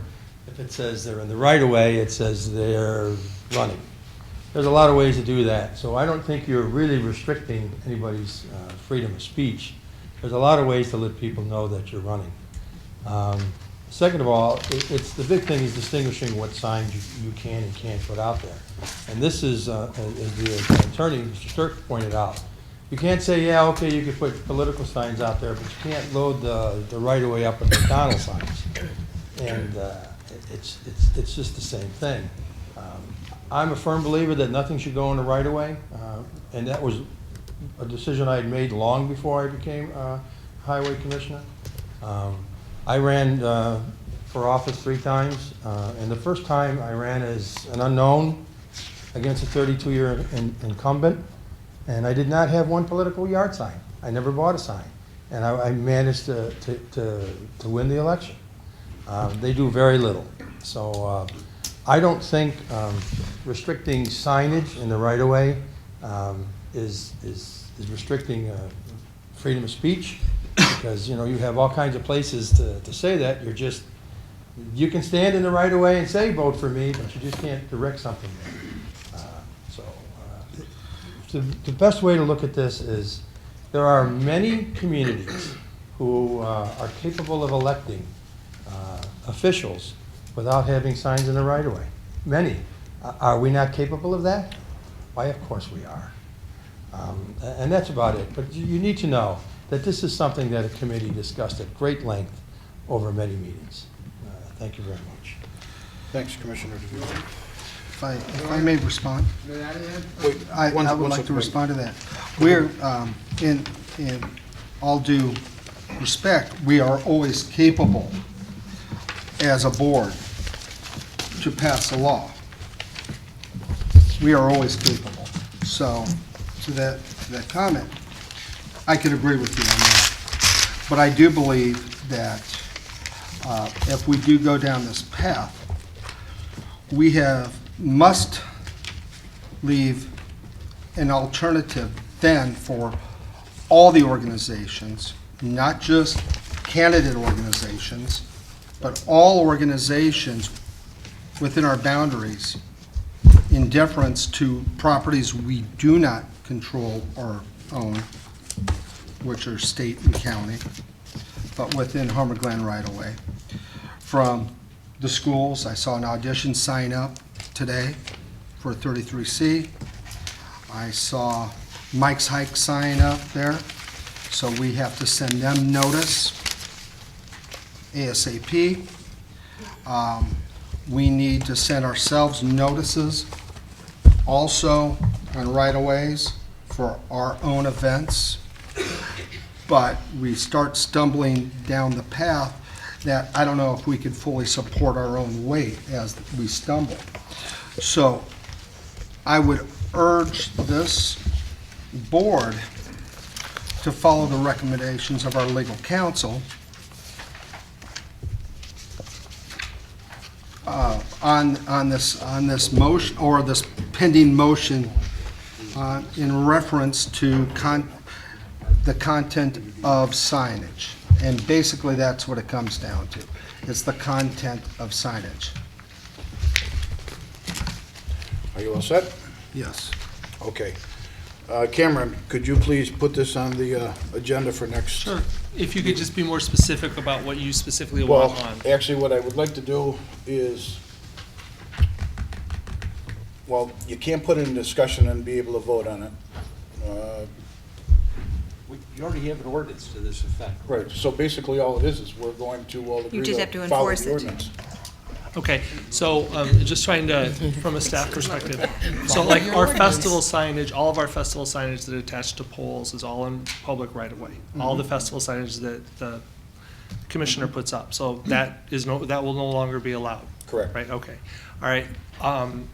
Our own, just trying to get a couple ideas just so we understand. So like our own property, we own the property obviously at 151st and Bell. You can put it up And there. if we move it about 10 feet off of the curb, it's not in road right of way, just trying to get with the spirit of it, even though that's What they'd have to do is county. they'd have to come in and ask permission to be able to Right, put it right. on the village's property. Right, exactly. So, but as an example, just, we, like with the most recent event, the electronic drop-off, we put out 4 or 5 signs, all but one was in road right of way. So like at everybody very, always puts it at the end of Bell Road, because you're coming up to it and everybody sees it. Well, that right of way now goes back about 15 or 20 feet into, actually even into trees that are still there. So it will be, just so you understand, it will be impactful for events, and people will have to educate people about what's no longer kosher, and we'll have to follow those ourselves, so no more. Now, you could put your own signs in the right of way because it's your right of way. So we would exempt the village's signs? The village could put its own signs in there. Okay, that's kind of what I wanted to know in terms of developing the So the ordinance. fest signs are, yeah, they They're would, village signs. Village regarding functions. Village Okay, activities that's can good, go in thank the you. right of way. well, All then right. that's a good thing. So that's good, so that, all right. So that, what we probably will need to do, we probably will That need to makes me revise feel- the ordinance a little bit to account for that, to explain it better. And the same thing with businesses, is if the businesses go to the owner of the property, and he says it's okay for them to put up signs on his property, there shouldn't be an issue. Right, except for that becomes, depending on how long it's site, that becomes an off-premise sign, which is illegal in your zoning ordinance. You can't put up off-premise signs just on someone's personal property.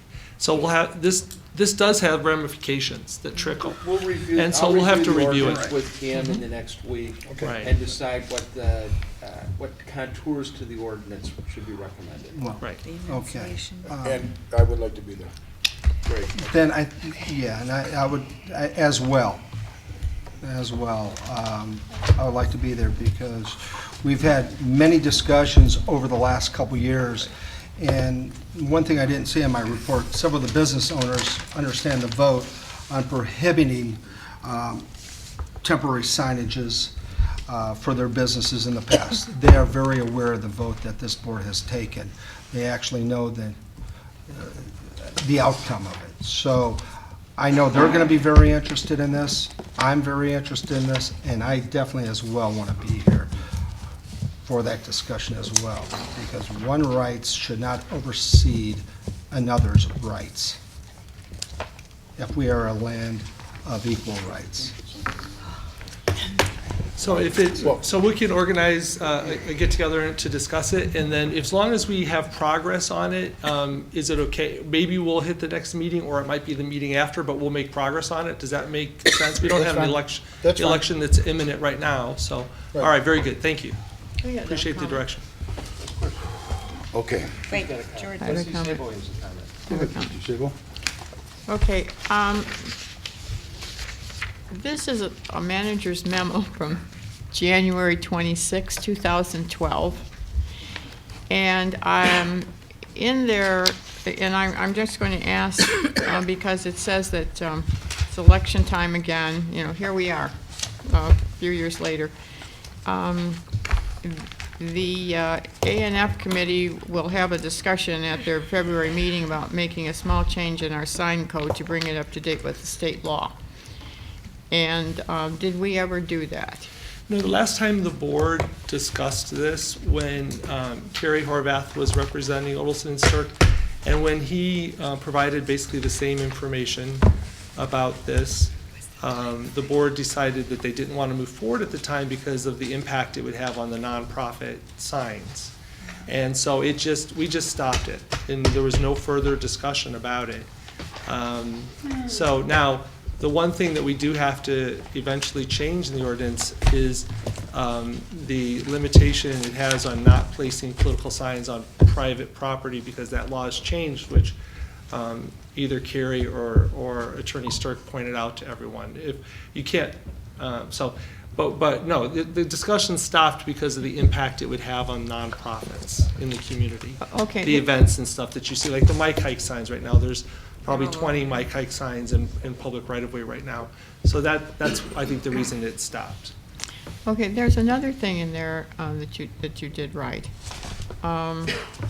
As it is in most municipalities, our village sign ordinance does not allow for the display of election signs in the public right-of-way.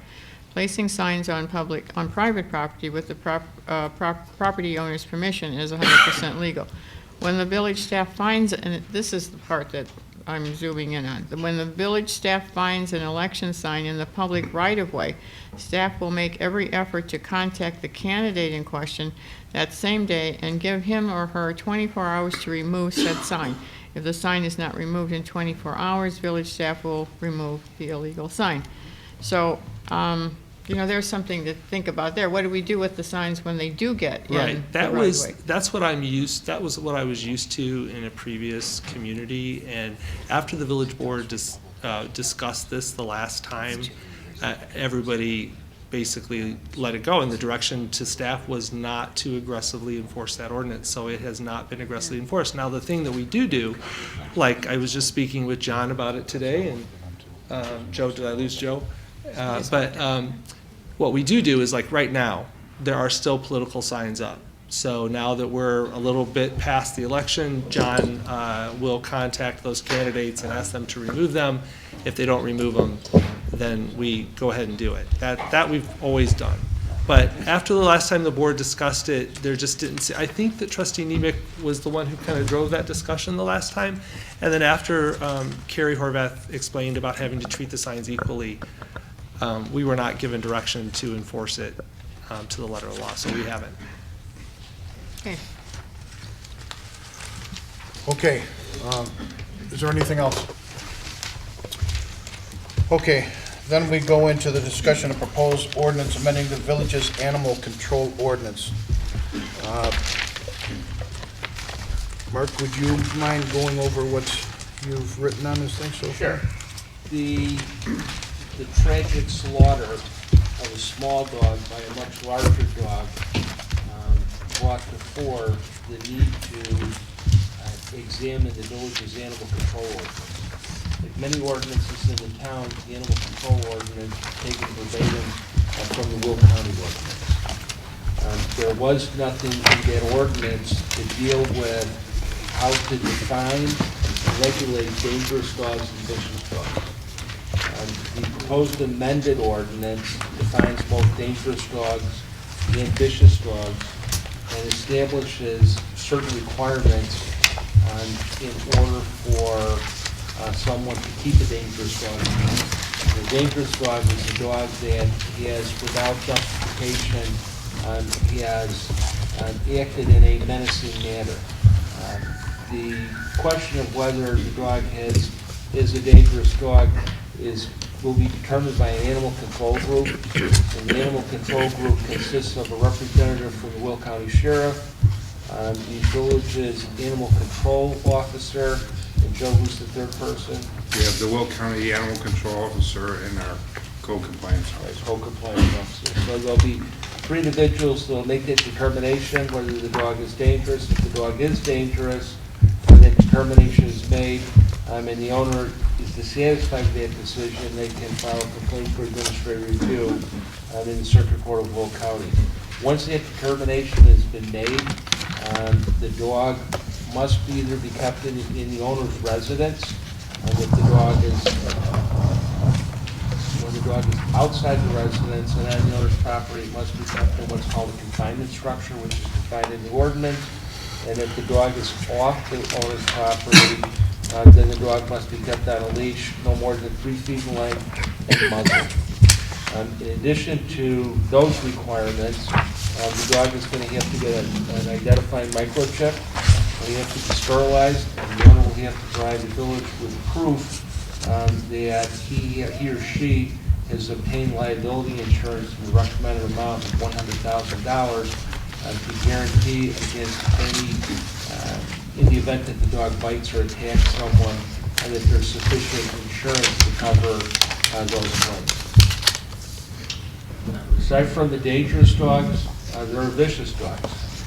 Vicious dogs are dogs that have proven, have attacked people or have attacked other animals without justification. And quite simply, the same animal control group makes a determination whether the dog is vicious.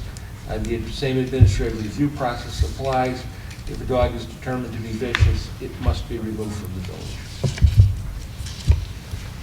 Any questions?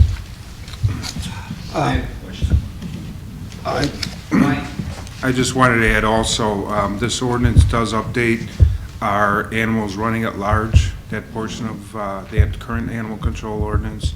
We've had some problems with just animals running on public property. It does address that as well. It increases the fines and the process for citing people who have dogs running at large. And I think it's good that it puts the responsibility on the owners of these types of animals. If I may. Go ahead, Trustee Cadenas. Thank you, I appreciate it. And to your point, the responsibility is on the people. So I don't want us to get into a chasm view or part of this. As we go down the road, all of a sudden we could use this as towards breeds, certain breeds, because we see the headlines across the country or world, and then unilaterally put it on breeds. So I'm a little concerned with that. Also, I know in the state of Illinois, we do have an animal control ordinance, not only in the county, but in the state of Illinois. In the state of Illinois, the state of Illinois is looking at other updates of this ordinance or statute at this point in time when it becomes to insurance issues and not being breed specific as it goes along. So I don't want to profile the breeds. I want to be careful of that. Also, when I hear the word verification that the dog has been sterilized, it's property. It is property unless the property is turned over or the ownership is rescinded in some fashion by government. It's still the property of the owner of the dog. So the medical treatment of an animal, any animal, should be left up to the owner. It's just like, again, back to rights are we going to start treading on rights of the people that own property? The other thing is, and I'm a other little miffed about, we know this all got brought up because there's a pending civil action in Will County and possibly into the state. When we know there's a civil action, why are we intervening with an ordinance until we know what the civil action or the ruling of the courts are? Wouldn't it be better for us to wait to see what the actions of the courts are on the civil action? It's an insurance company versus possibly another insurance company, or a civil action against an insurance company. So I start wondering, our intervention, or are we precluding the court's actions on this? That's one of my concerns. Trustee I'm not a Kajanis, lawyer on that. Yes. He is, and he's got. I want to finish my question on that. Thank you. The amendments to the ordinance were not prompted, at least by me, by any civil action. I wasn't aware that there was any civil action. What happened was that the owner was a very large dog. I'm not going to say it's from an aggressive breed because I have no knowledge what breed it is. But a large dog attacked and killed a very small dog in the presence of the small dog's owner. What the village realized when examining the ordinance was that all that could happen was that the owner of the large dog, the attacking dog, could only be cited and fined, and that the village had no regulatory authority over the dog. Couldn't tell the owner to get rid of the dog. So that's what prompted these amendments to, excuse me, to your ordinance. And you're not alone. I'm preparing ordinances, similar ordinances, for at least 2 other towns because of the proliferation of aggressive types of dogs in the communities, and the need for, and the fact that the communities are recognizing that there's a need to do something more that was done years ago. So, that's why I presented the ordinance. We're not presenting it. That's what prompted the preparation of the ordinance. Whether you adopt the ordinance in the form proposed or some other form, or don't act on it at all, is entirely your business. And also the reason that we did do this is because the woman that had her dog killed, the dog, nothing has happened to the dog. The dog had rules that was put against the dog for not being outside without being chained. It had to be muzzled.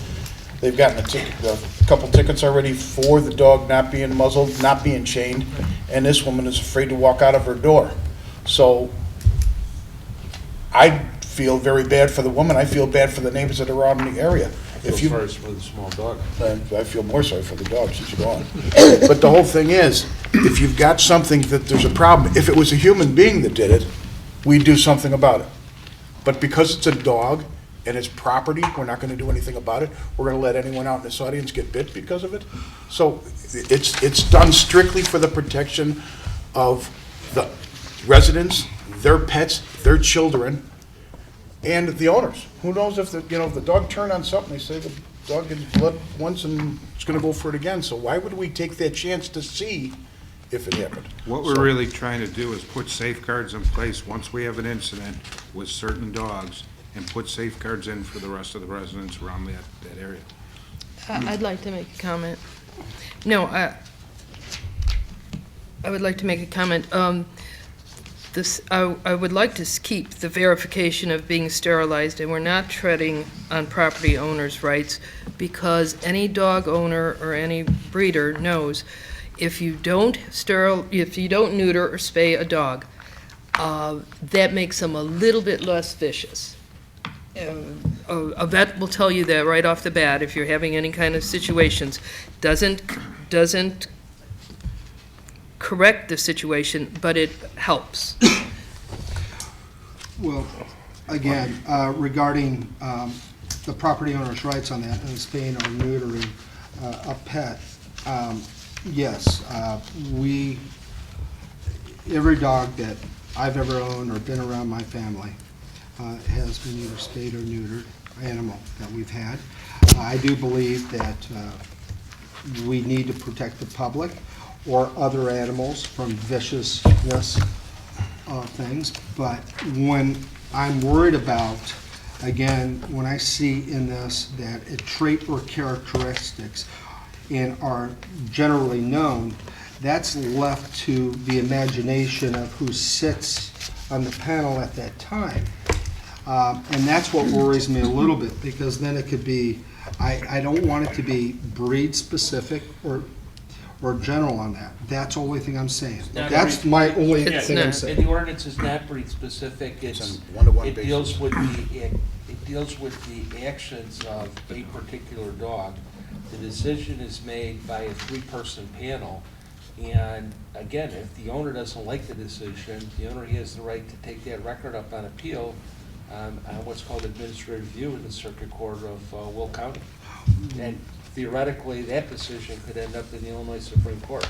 So there's a whole process to make the determination whether a dog is dangerous or vicious. It's made by three people, not by one person, and that decision is subject to judicial review. Why wouldn't we just take then the state statutes and just make them our own? Why would we change verbiage? Well, because it doesn't deal with the village's animal control group. It doesn't designate that authority. Frankly, that's the problem that you have, not just with this code, but with many of the codes that the town adopted when it was first created, is that somebody just grabbed the Will County ordinance off the shelf and they said, this is the Homer Glen ordinance, and they took Will County off, they put Homer Glen on. In many cases verbatim, they adopted them.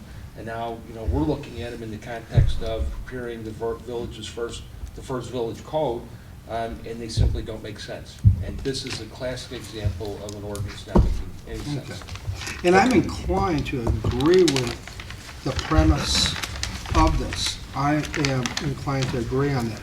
I'm raising these questions only out of concern going forward to ensure we are not going down an issue of interpretation that could be rendered by people, groups, or committees into the future. That, and then cite it back 5 years from now, cite it back to today, that this was the intent.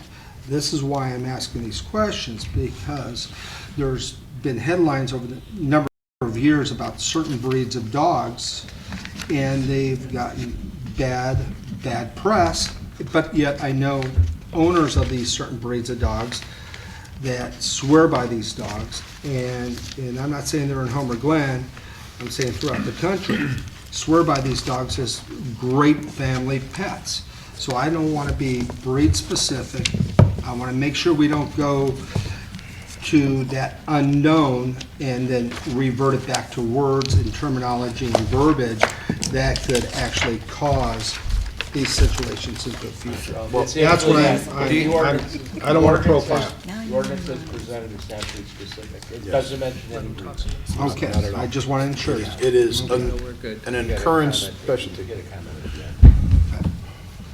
Yes. Are you done, trustee? Okay, Yeah. Okay, I think it's a damn shame that we have to do this because we have a handful of people who can't control their animals and who have not trained them properly. It is a shame. I understand we need to do it. I really do. Sad part is too, I have a friend that has a small dog and it would rip your face off in a heartbeat. So it isn't the size of the dog necessarily, it's the way it's trained. And if you treat an animal poorly, I think when it's a puppy, you're going to end up with, what you get, I guess, when it gets older. But I do think we need something in place. We need something that says we can do something about this animal that attacks people and other animals. Okay. But there's a couple other areas in here that I wanted to question, and I don't think they haven't been changed, so this is the ordinance that we had in place before. And it's section 11 and maybe section 12. Section 11 says 7 days notice. Is that enough time? I know that's what Will County says. Is that enough time to notify the dog owner the pet owner, whatever it is, and try to get the pet back to the owner. That's always concerned me, is maybe we can make that a little longer, if possible. And then the other one, section 12, it's talking about feeding animals. I'm wondering about the fact that we have all these farms, and, well, we all know farmers have dozens of dogs and cats and things like that they feed, and they're hardly pets. They live on the premises, but should that maybe be taken out? Well, that was actually a holdover from your old ordinance. That's what I mean. I know I'm addressing something that was probably not necessarily what you wanted to address, but it's Right. always. Well, actually, that's an issue, it is an issue in a lot of towns. Yeah. Maybe less so in Homer Glen, because you have, I didn't realize this, but feral cats are a real issue. Yeah. In Cook County. Cook County, yeah. Right, and, the whole idea of not feeding not feeding feral cats is so that they're not encouraged. They're encouraged to go But somewhere because else. Homer Glen has farms, and we know we have quite a few farms, they're not large farms necessarily, but people who have barns have a lot of animals in the barns, so I'm wondering, them out. that's almost as if they're doing things illegally if you have that in there. Okay. So now the other thing is if we turn these animals over to Will County and they are going to dispose of them, Right. I couldn't find in here where it specifically says that they were going to put them down. Well, it's whatever Will County's policy is. I couldn't find it on Will Yeah, County's yeah. either, and that's been a concern of mine. I don't know whether Will County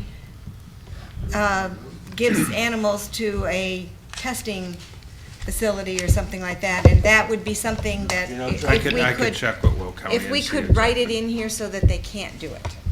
So if they have to, Well, if you're gonna give them to Will County's gonna dispose of the animals according to their policy. You're Well- not gonna be able to dictate the policy. if we You're- have a you're not gonna contract be with able Will to- County, why can't we dictate what, we have a contract with Will County. We can check, Animal we can check control. into first what they do. Okay. And then if there's something on that list that you don't like, we can talk to them about if Okay. there's a way to adjust that. So All right. we'll do both those Those things. couple of things, maybe they can change the days, the amount of days, so they can have some time to get a hold of the owners.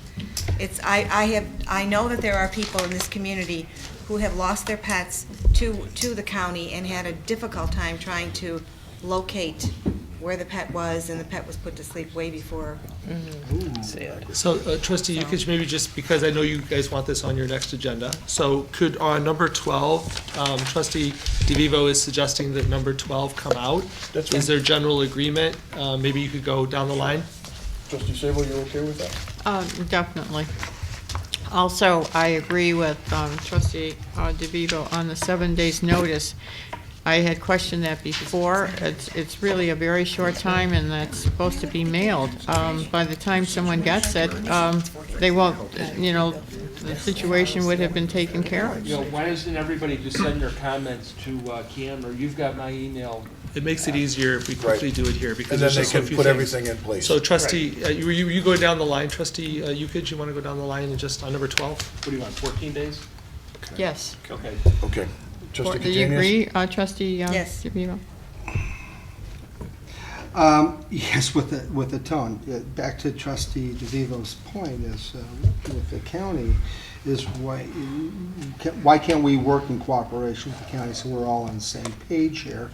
Or why do we have to create something different than what the county's aware of and/or law enforcement enforces, and then we have a question on jurisdiction? Why can't we work So in concert with? the assumption is the that county? we're going to. That's the Okay, assumption. but Yeah. that is the assumption, and I love that word assumption. No, that's what we're trying to do. Okay. That's why we've included them in that group. Okay, I just Yeah. want to make sure.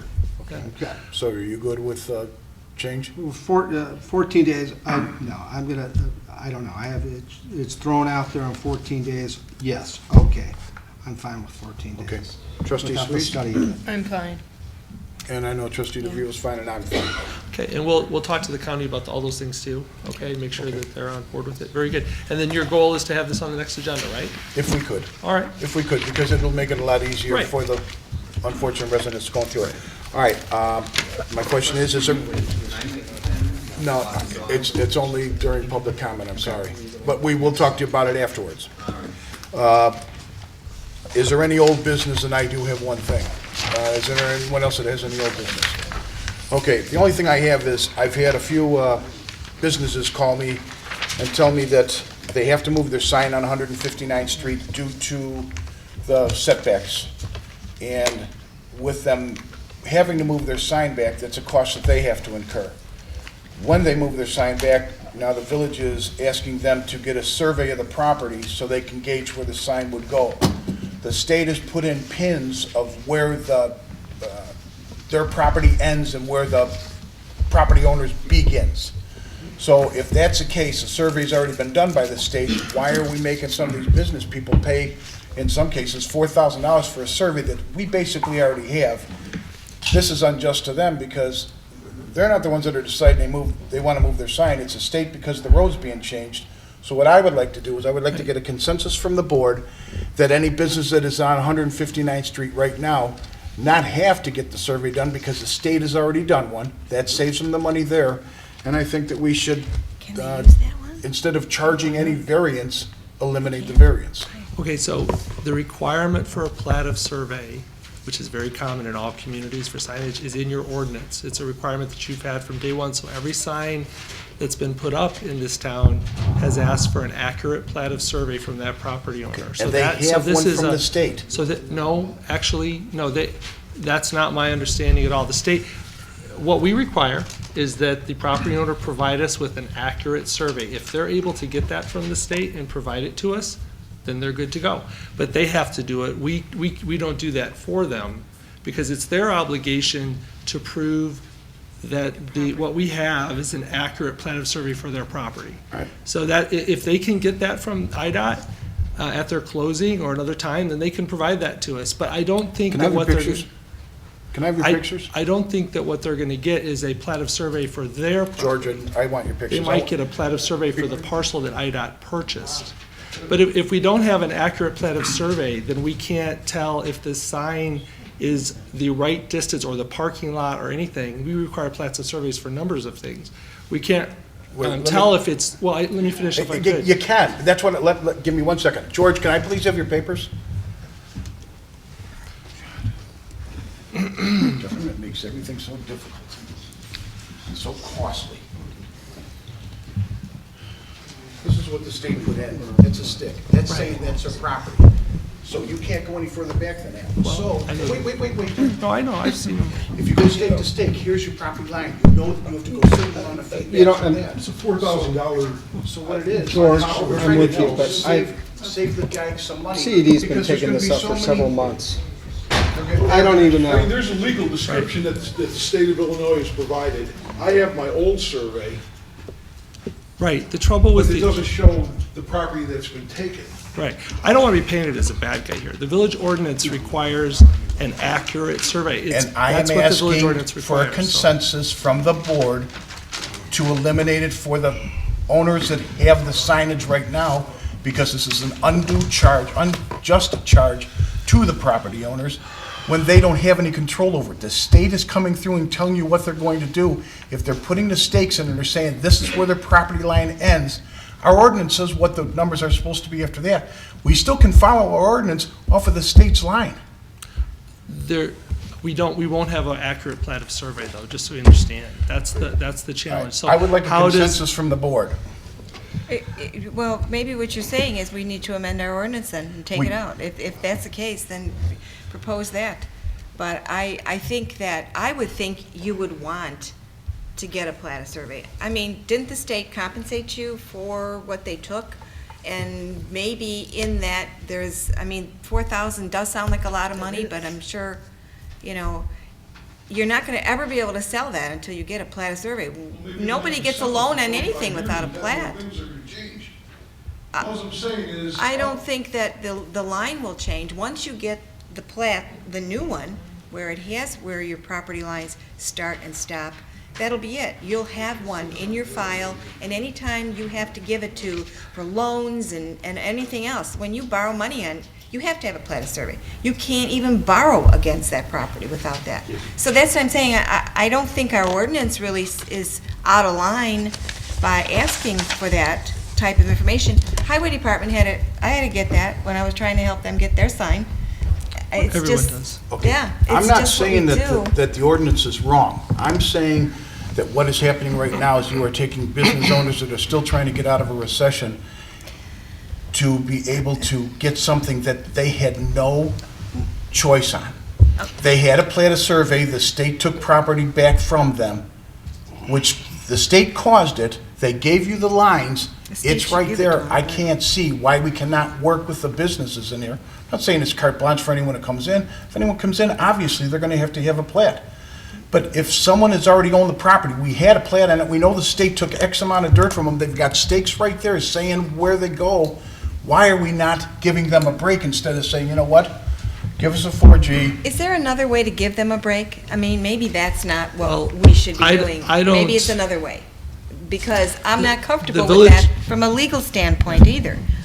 Well, the village What's the board can jeopardy? change any ordinance that you have. Yeah. From a staff perspective, when someone comes in and says, I want to put a sign here, You need there's to know no where. way to determine where that line is to make sure that it's far enough from the line to be able to tell the village board that they are abiding by village ordinance. Yeah. And it's even worse. It's a state stake.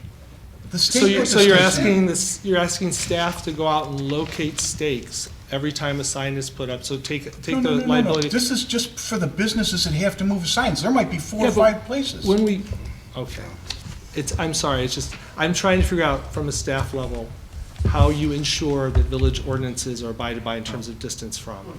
So we require the owner to prove that that sign that he's proposing is, let's say, 15, 20 feet away from the property line. So how do I determine that it's 15 or 20 feet? How does Erin determine if she's not looking at a plat of survey? Then you have George or whoever's property it is go out and say, here's the state stakes. This is what they put in, saying this is where their property line is at, and you gauge it off of that. If they look at a plat of survey, it's gonna be the exact same thing, except you spent $4,000 to be told the same thing that you already know. Okay, well, I'm not sure about the 4,000, I mean, that's one person. That's what's his code. It could be more and it could be less for all we know. But I just wanted to bring up the issue that it takes a very simple process now on our part in terms of making sure that ordinances are abided by, and it complicates. All it. I'm looking for right now is No, strictly a no. consensus from this board No. if it's something that they want to look into. Well, So We I'll can start look down. into it. Trustee Sanders, Well, are you? I just no, wanna know. and I'll like, to look okay, into it. go. Are you You wanna asking me go? first? You can only have one person talk. Okay, I thought it was open. Okay, who's got the floor, Mayor Pro Tem? I do. Okay, thank you. I don't like to see an imposition on the property, on the commercial property owners. I think they're suffering enough with the widening of 159th Street. I also believe that they are suffering and will suffer because of the construction. We have to think of something to do. I don't want them to have to spend the money to get a survey. There must be some other way to solve this problem. And we've got to look into it. Well, that's why I said maybe they can get the survey, because that really, I think, solves the legal problem, but maybe we can compensate them some other way. What do we charge for it? I thought when I had to help the highway department get their sign, I was a little upset about the cost that he had to go through. So I know that there's a cost associated with it. Maybe that's how we can compensate you. I don't know. I mean, that's just a suggestion, but what the legal standpoint is a concern. And I understand. That's all I'm looking for, is to see if we can help them. Can- That's all I'm trying to do. Can we check with, because I know with the widening and roads in Frankfurt, Mokina, can we see what they possibly, if they had some ideas? We will check. It's very, You know, we I will mean- check. We'll check. I didn't know we were going to discuss this tonight, or I would. So we'll double check all that and give some information back to the board. All right, and I apologize for that, but it just came up today, so I figured I think it's a we're good. talking about it, let's find out. Yeah, I think because- it's a good topic to discuss. Aaron and I did discuss it a little bit this week because we had some discussions related to what's coming up. And we just were having a hard time trying to figure out how What we're used to is getting this stamped document from a professional saying, this is the line, and then it's easy to measure back and everybody's good. You say, does it abide by the ordinance? We say, yes, it's good. So we'll try to think out of the box, check with a couple other communities that have had projects like this and see if there's something else. And look at Trustee DeVivo's idea about maybe the amounts that we charge for sign ordinance, for sign replacements, maybe there can be some stuff there. Yeah, So maybe there's a way we'll to do that. Yeah. give you a break on that. If I may add into this, for well over a year, I've been talking about various sign issues in this, to this board. The reality is this, doing and saying is a lot, there's a difference there, doing and saying, so over the time. But I find it fascinating on this discussion tonight. I agree. Been talking about this, trying to help out the businesses in tough economic times, whether it be various sign ordinances, reductions in fees, for quite a while. You know, I'm a person that had businesses that dealt with this 4 times on state and county roads, on had taking of roads. Had to deal with it and get my plots, get my attorneys working with the state and/or county on the taking of the roads. Yeah, it wasn't always pleasant, it wasn't always clean, it wasn't always fun, but worked with the villages and what have you to have these sign issues, and signs like the golden stake in front of your business. You need signs. And I agree, and I acknowledge that, and I totally appreciate that, to no end. So what I like to do is actually have this further discussion going on, since, George, you brought up that it just came up today, okay, and hasn't been in front of us on the whole situation of this, but my committee has been talking about 159th, and I believe Janie Patch has reached out to several businesses, if not all the businesses, or attempted to talk about the sign issue as well, to report back to us on the Economic Development Committee. So, again, I think this is something that we need to look at in one way, in an ordinance form. I don't believe the village or staff should take on the liability of finding out where the stakes are in the ground, because more than not, it's going to not be exact. I remember bringing my plot of survey that came from my people to the state and bringing it to the tax assessor to have my taxes reduced after, and that's a little hint, and if you haven't done so at this time, business owners on 159th, take it to the county tax assessor or the township tax assessor and start having your taxes reduced because of the taking of the land. And that's what I used my plot for, to regain that money. Okay, so you are in agreement then that... I'm in agreement that we should do something, but we also should do something legally and correct. George, why don't you just... The situation was brought up by Janie Patch from the village. She came out and said that with IDOT going, we need to start working on getting sign permits. At that point in time, I said, where does my new sign go? I have no clue. She had the engineers from IDOT actually come out to my store, and they showed me where the state right-of-ways were put. I have to have my sign down by March 1st because they're going to start supposedly letting utility work take place. Right. So they're asking for the sign to be down. I have to go for a variance. I have to apply for a variance because of the position of the sign where it has to go. And that it's going to take about 3 months. Okay, that's where we can, I think, help them more than the plat, because you're going to need a plat someday. So it's inevitable that you're going to have to get one. So maybe we can help with the charges, some of these variance I have to charges give a check for and the permit charges. $650 to apply for the variance. Yeah, see, we can help Then with plus other things, I think, to compensate whatever the sign them. permit fee is, I Yeah. don't even know what that is. Well, wait till you find out. You won't be happy with that. So, like I said, I think there's other ways to do this. I would not even need to go for a variance if I had the property available, but because of where the driveway is at, Yeah. and then I wouldn't have to go through all the survey and all this other stuff. It's only because of the variance that you're forcing the survey. I think there's different topographical issues too, like you could be There is. down, low, like I think you're lower, you're gonna be lower, right? Correct. I think, and then other people are higher, so, because I think one of your variances might be height. Correct. Right, yeah. So, well, we'll look at all that stuff. Yeah, I think that that's probably what we should Janie help you has, guys out. Janie has been, I think she's helped you with getting IDOT people out there. and- Correct. So we've been trying to In help. fact, it was their idea to just mark the property off. They said that should be sufficient. Right. well Well, I as think both we've been survey trying to companies work said with the that. businesses just to kind of move them along, because we know that IDOT will hit, there'll be a point and they'll be like, wow, your sign has to go. Yeah. So we've been trying to work with businesses to get them to move forward, so. I think BI already put a new sign in or Mhm. something. All right, Trustee Suisse, is that fine with you too then? Yes. All right, so we're all in agreement. May I So- say something, please?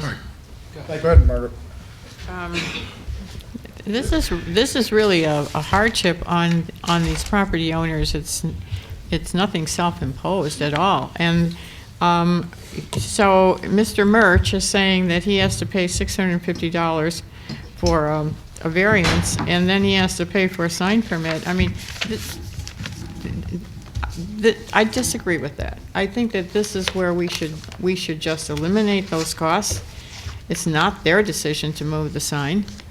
I believe they're going to have costs anyway, because they might have to adjust something. Mr. Murch is saying that his sign is going to have to be lower, so he has to elevate it because of the terrain. The village should be helping these people instead of charging them, and I think we better find a way to do it, so that we help them. Can we get this on an agenda just soon, so at least we can finish the discussion on this? Find out what we can do for them, see if the Probably. state can get you a plat, so this way you're covered.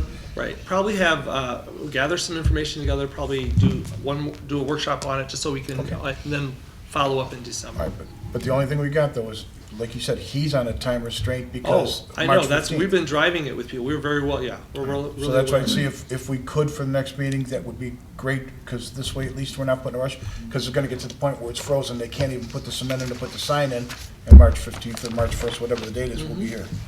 Okay, is there any new business? I need a motion to adjourn. All right, so move. I need a second. Second. All in favor? Aye. All opposed? We got the. We're done.